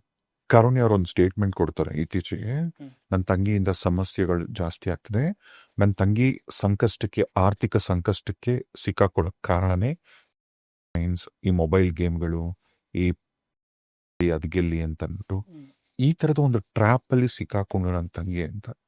ಈಗ ಅವ್ರ ತಂಗಿ ಬಗ್ಗೆ ಮಾತಾಡಿದ್ರು. ಇದೇ ಥರ ಎಷ್ಟೋ ಜನ ಇಂಥದ್ದು ಎಲ್ಲದಕ್ಕೂ ಬಿದ್ದು ಜೀವನ ಹಾಳು ಮಾಡ್ಕೊಂತಿದ್ದಾರೆ. ಅಬ್ಸಲ್ಯೂಟ್ಲಿ. ಸೊ ಇದನ್ನೇ ನಾನು ಹೇಳೋದು, ಅಂದರೆ ಇದು ಒನ್ ಆಫ್ ದ ಇಂಡಸ್ಟ್ರಿ. ಅಂದರೆ lust not necessarily sex. Lust is also where you get attracted so easily. ನೀವೆಲ್ಲ ಅಟ್ರಾಕ್ಟ್ ಆಗ್ತೀರಾ, ಅದು ಭಯಂಕರವಾಗಿ ಮ್ಯಾಟ್ರ್ ಆಗುತ್ತೆ. ಹಾಗಾಗಿ ಮೊದಲು ನಿಮ್ಮ ಮೊಬೈಲಲ್ಲಿ ಯಾವ ಥರ ಆ್ಯಪ್ಸ್ಗಳಿದೆ ಅನ್ನೋದ್ರ ಮೇಲೆ ನಿಮ್ಮ ವೆಲ್ತ್ ಹೆಂಗೆ ಕ್ರಿಯೇಟ್ ಆಗುತ್ತೆ ಅಂತ ನಿರ್ಧಾರ ಆಗ್ತಾರೆ. ನೀವು ಮೊಬೈಲಲ್ಲಿ ಈಗ ನೋಡ್ತಿದ್ರೆ ಏನೇನೋ ಆ್ಯಪ್ಗಳು ಬರುತ್ತೆ, ನನ್ನ ಹತ್ರ ಮಾತಾಡಿ 5 ನಿಮಿಷ ಅಂತ, ಏನೇನೋ ಸೆಕ್ಸ್ ಚಾಟ್ಸ್, ಒಬ್ರ ಜೊತೆ ಕನೆಕ್ಟ್ ಮಾಡಿಸ್ತಾರೆ, ಒಬ್ಬ ಲೇಡಿ ಜೊತೆಗೆ, ಈ ಥರದೆಲ್ಲ ಏನೇನೋ ಒಂದು. ಅದು ಈಗ ಒಬ್ಬ ವೆಲ್ದಿ ಮೈಂಡ್ಸೆಟ್ ಆಗಿರೋನು ಅದು ಯಾವಾಗ ಟ್ರ್ಯಾಪ್ ಅಂತ ಗೊತ್ತಾಗುತ್ತೆ, ಅವನಲ್ಲೇ emotional management, that's very important. ಅವ್ನ ಇಮೋಷನ್ಸ್ನ ಕಂಟ್ರೋಲ್ ಮಾಡ್ಕೊಂಡಿರ್ತಾನೆ. ಒಬ್ಬ ಸ್ಕೇರ್ ಸಿಟಿ ಮೈಂಡ್ಸೆಟ್ ಅಲ್ಲಿರೋನು ಇರೋದೇ ಒಂದು ಜೀವನ ಗುರು, ಮಜಾ ಮಾಡೋಣ ಅಷ್ಟು, ಆಮೇಲೆ ವಾಪಸ್ ಬರ್ತಾರೆ ಅವ್ರ ಮನೆ ಹತ್ರ ಬರಬೇಕಾದವರೆಲ್ಲ. ಸೊ ನಾನು ವೆರಿ ಬಿಗಿನಿಂಗ್ ಒಂದು ಪಾಡ್ಕಾಸ್ಟಲ್ಲಿ ಒಂದು ಮಾತು ಹೇಳಿದ್ದೆ, ನೀವು ಪ್ರಕೃತಿ ಹೇಳ್ಕೊಟ್ಟು ಕಲ್ತಿಲ್ಲ ಅಂದರೆ ಹೊಡೆದ್ಬಿಟ್ಟು ಕಲಿಸುತ್ತೆ ಅಂತ. ಈಗ ಈ ಒಂದು ಇಷ್ಟೋ ತನಕ ಮಾತಾಡಿದ್ರು, ಯಾರನ್ನಾದ್ರೂ ಇಷ್ಟೋ ತನಕ ಕೇಳಿಸ್ಕೊಂಡಿದ್ದಾರೆ ಅಂತ ಹೇಳಿದ್ರೆ ಪ್ರಕೃತಿ ತುಂಬ ಮೆಸೇಜಸ್ಗಳನ್ನು ಅವ್ರಿಗೂ ಕೊಟ್ಟಿರುತ್ತೆ.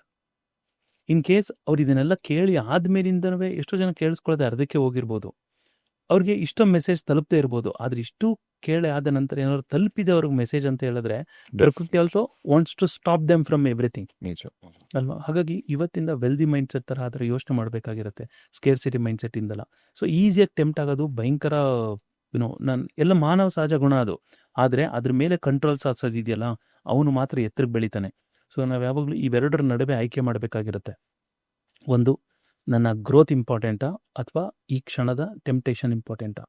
ಗ್ರೋತ್ ಇಂಪಾರ್ಟೆಂಟ್ ಅಂತ ಹೇಳಿದ್ರೆ ಇದನ್ನು ತ್ಯಾಗ ಮಾಡಬೇಕಾಗತ್ತೆ. ಆವಾಗ ಮಾತ್ರ ನಿರಂತರವಾಗಿ ಅವ್ನು ಬೆಳೆಯೋಕ್ಕೆ ಸಾಧ್ಯ ಆಗುತ್ತೆ.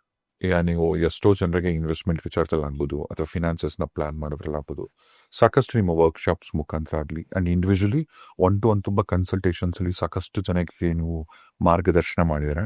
ಈಗ ಪಾಡ್ಕಾಸ್ಟ್ ನೋಡ್ತಿರೋ ಎಲ್ಲ ನನ್ನ ಸ್ನೇಹಿತರಿಗೂ ಫಿನಾನ್ಸ್ ವಿಚಾರದಲ್ಲಿ ಹಣನ ಹೇಗೆ ಸೇವ್ ಮಾಡ್ಬೋದು, ಮತ್ತು ಎಂಥ ಕಡೆ ರೈಟ್ ಟೈಮಲ್ಲಿ ರೈಟ್ ಡೇಸಲ್ಲಿ ಹೇಗೆ ಶೇರ್ ಮಾಡಬೇಕು ಅಂತಾಗಲಿ, ಸ್ಪೆಂಡ್ ಮಾಡಬೇಕು ಅಂತಾಗಲಿ ಒಂದಷ್ಟು ಫಿನಾನ್ಷಿಯಲ್ ಟಿಪ್ಸ್ ನಿಮ್ಮ ಕಡೆಯಿಂದ.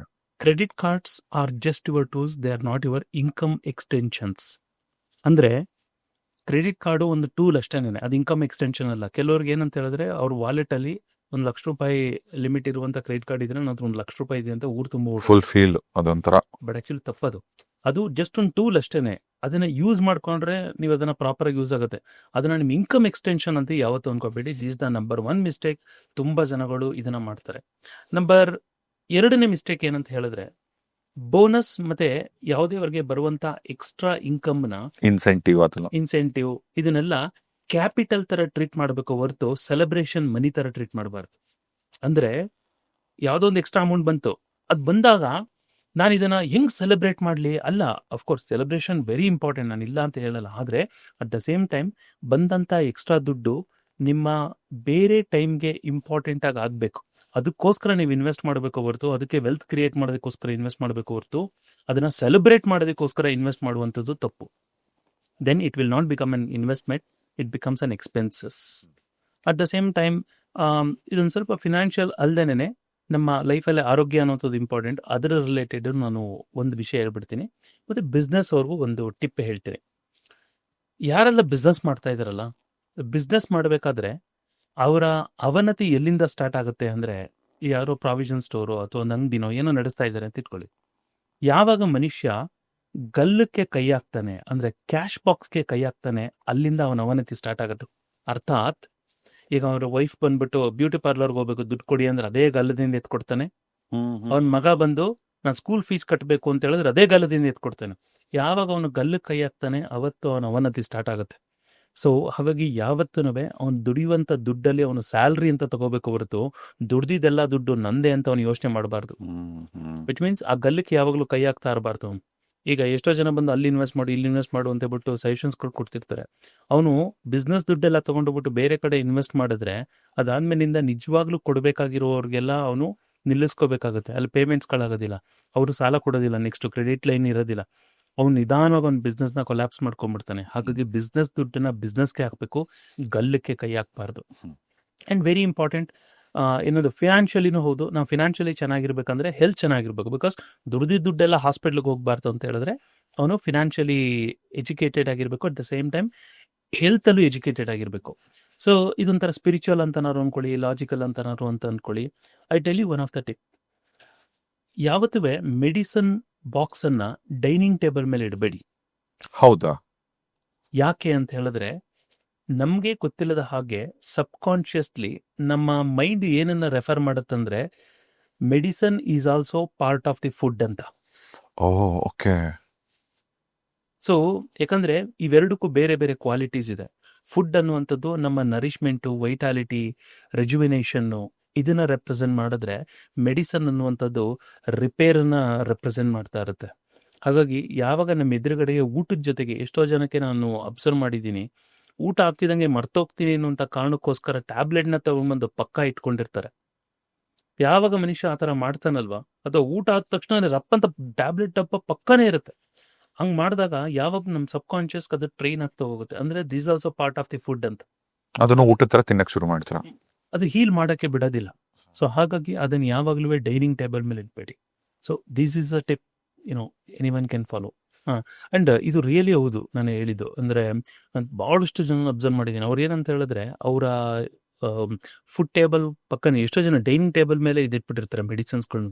ಮೆಡಿಸಿನ್ಸ್ ಬಾಕ್ಸ್ಗಳು ಮತ್ತು ಇವೆಲ್ಲ ಎಷ್ಟು ತಪ್ಪು ಅಂತ ಹೇಳಿದ್ರೆ ಸ್ಪಿರಿಚುವಲ್ ಆಗೋ ಅಷ್ಟೇ ಅಂದ್ರೆ ಸಬ್ ಕಾನ್ಶಿಯಸ್ ಕೂಡ ಹಂಗೆ ಟ್ರೀಟ್ ಮಾಡಕ್ ಶುರು ಅದು ಮಾಡ್ತಾರೆ. ಹಂಗೆ ಮಾಡಕ್ ಸ್ಟಾರ್ಟ್ ಮಾಡುತ್ತೆ. ಹಂಗಾಗಿ ನಾ ಹೇಳೋದು ಅದು ತಪ್ಪದು, ಹಂಗೆ ಇಡಬೇಡಿ. ಅದೇ ಬೇರೆ ಇದೇ ಬೇರೆ, ಎರಡಕ್ಕೂ ಬೇರೆ ಬೇರೆ ಪ್ರಾಪರ್ಟೀಸ್ ಇದೆ. ಮೆಡಿಸಿನಲ್ ಪ್ರಾಪರ್ಟೀಸೇ ಬೇರೆ, ಫುಡ್ ಪ್ರಾಪರ್ಟೀಸೇ ಬೇರೆ. ಇವೆರಡಕ್ಕೂ ಒಂದೇ ಥರ ಲೆಕ್ಕನ ಕಟ್ಬೇಡಿ ಅಂತ ನಾನು ಎಲ್ಲರಿಗೂ ಹೇಳೋದು. As usual wonderful podcast. Thank you so much podcast ಬಂದಿದ್ದಕ್ಕೆ. ನಿಜವಾಗ್ಲೂ ಖುಷಿ ಆಯ್ತು. Thank you. Thank you so much. Thanks a lot for inviting me and all cosmos blessing. ಎಲ್ಲರಿಗೂ ಒಳ್ಳೇದಾಗಲಿ. Thank you so much. Thank you.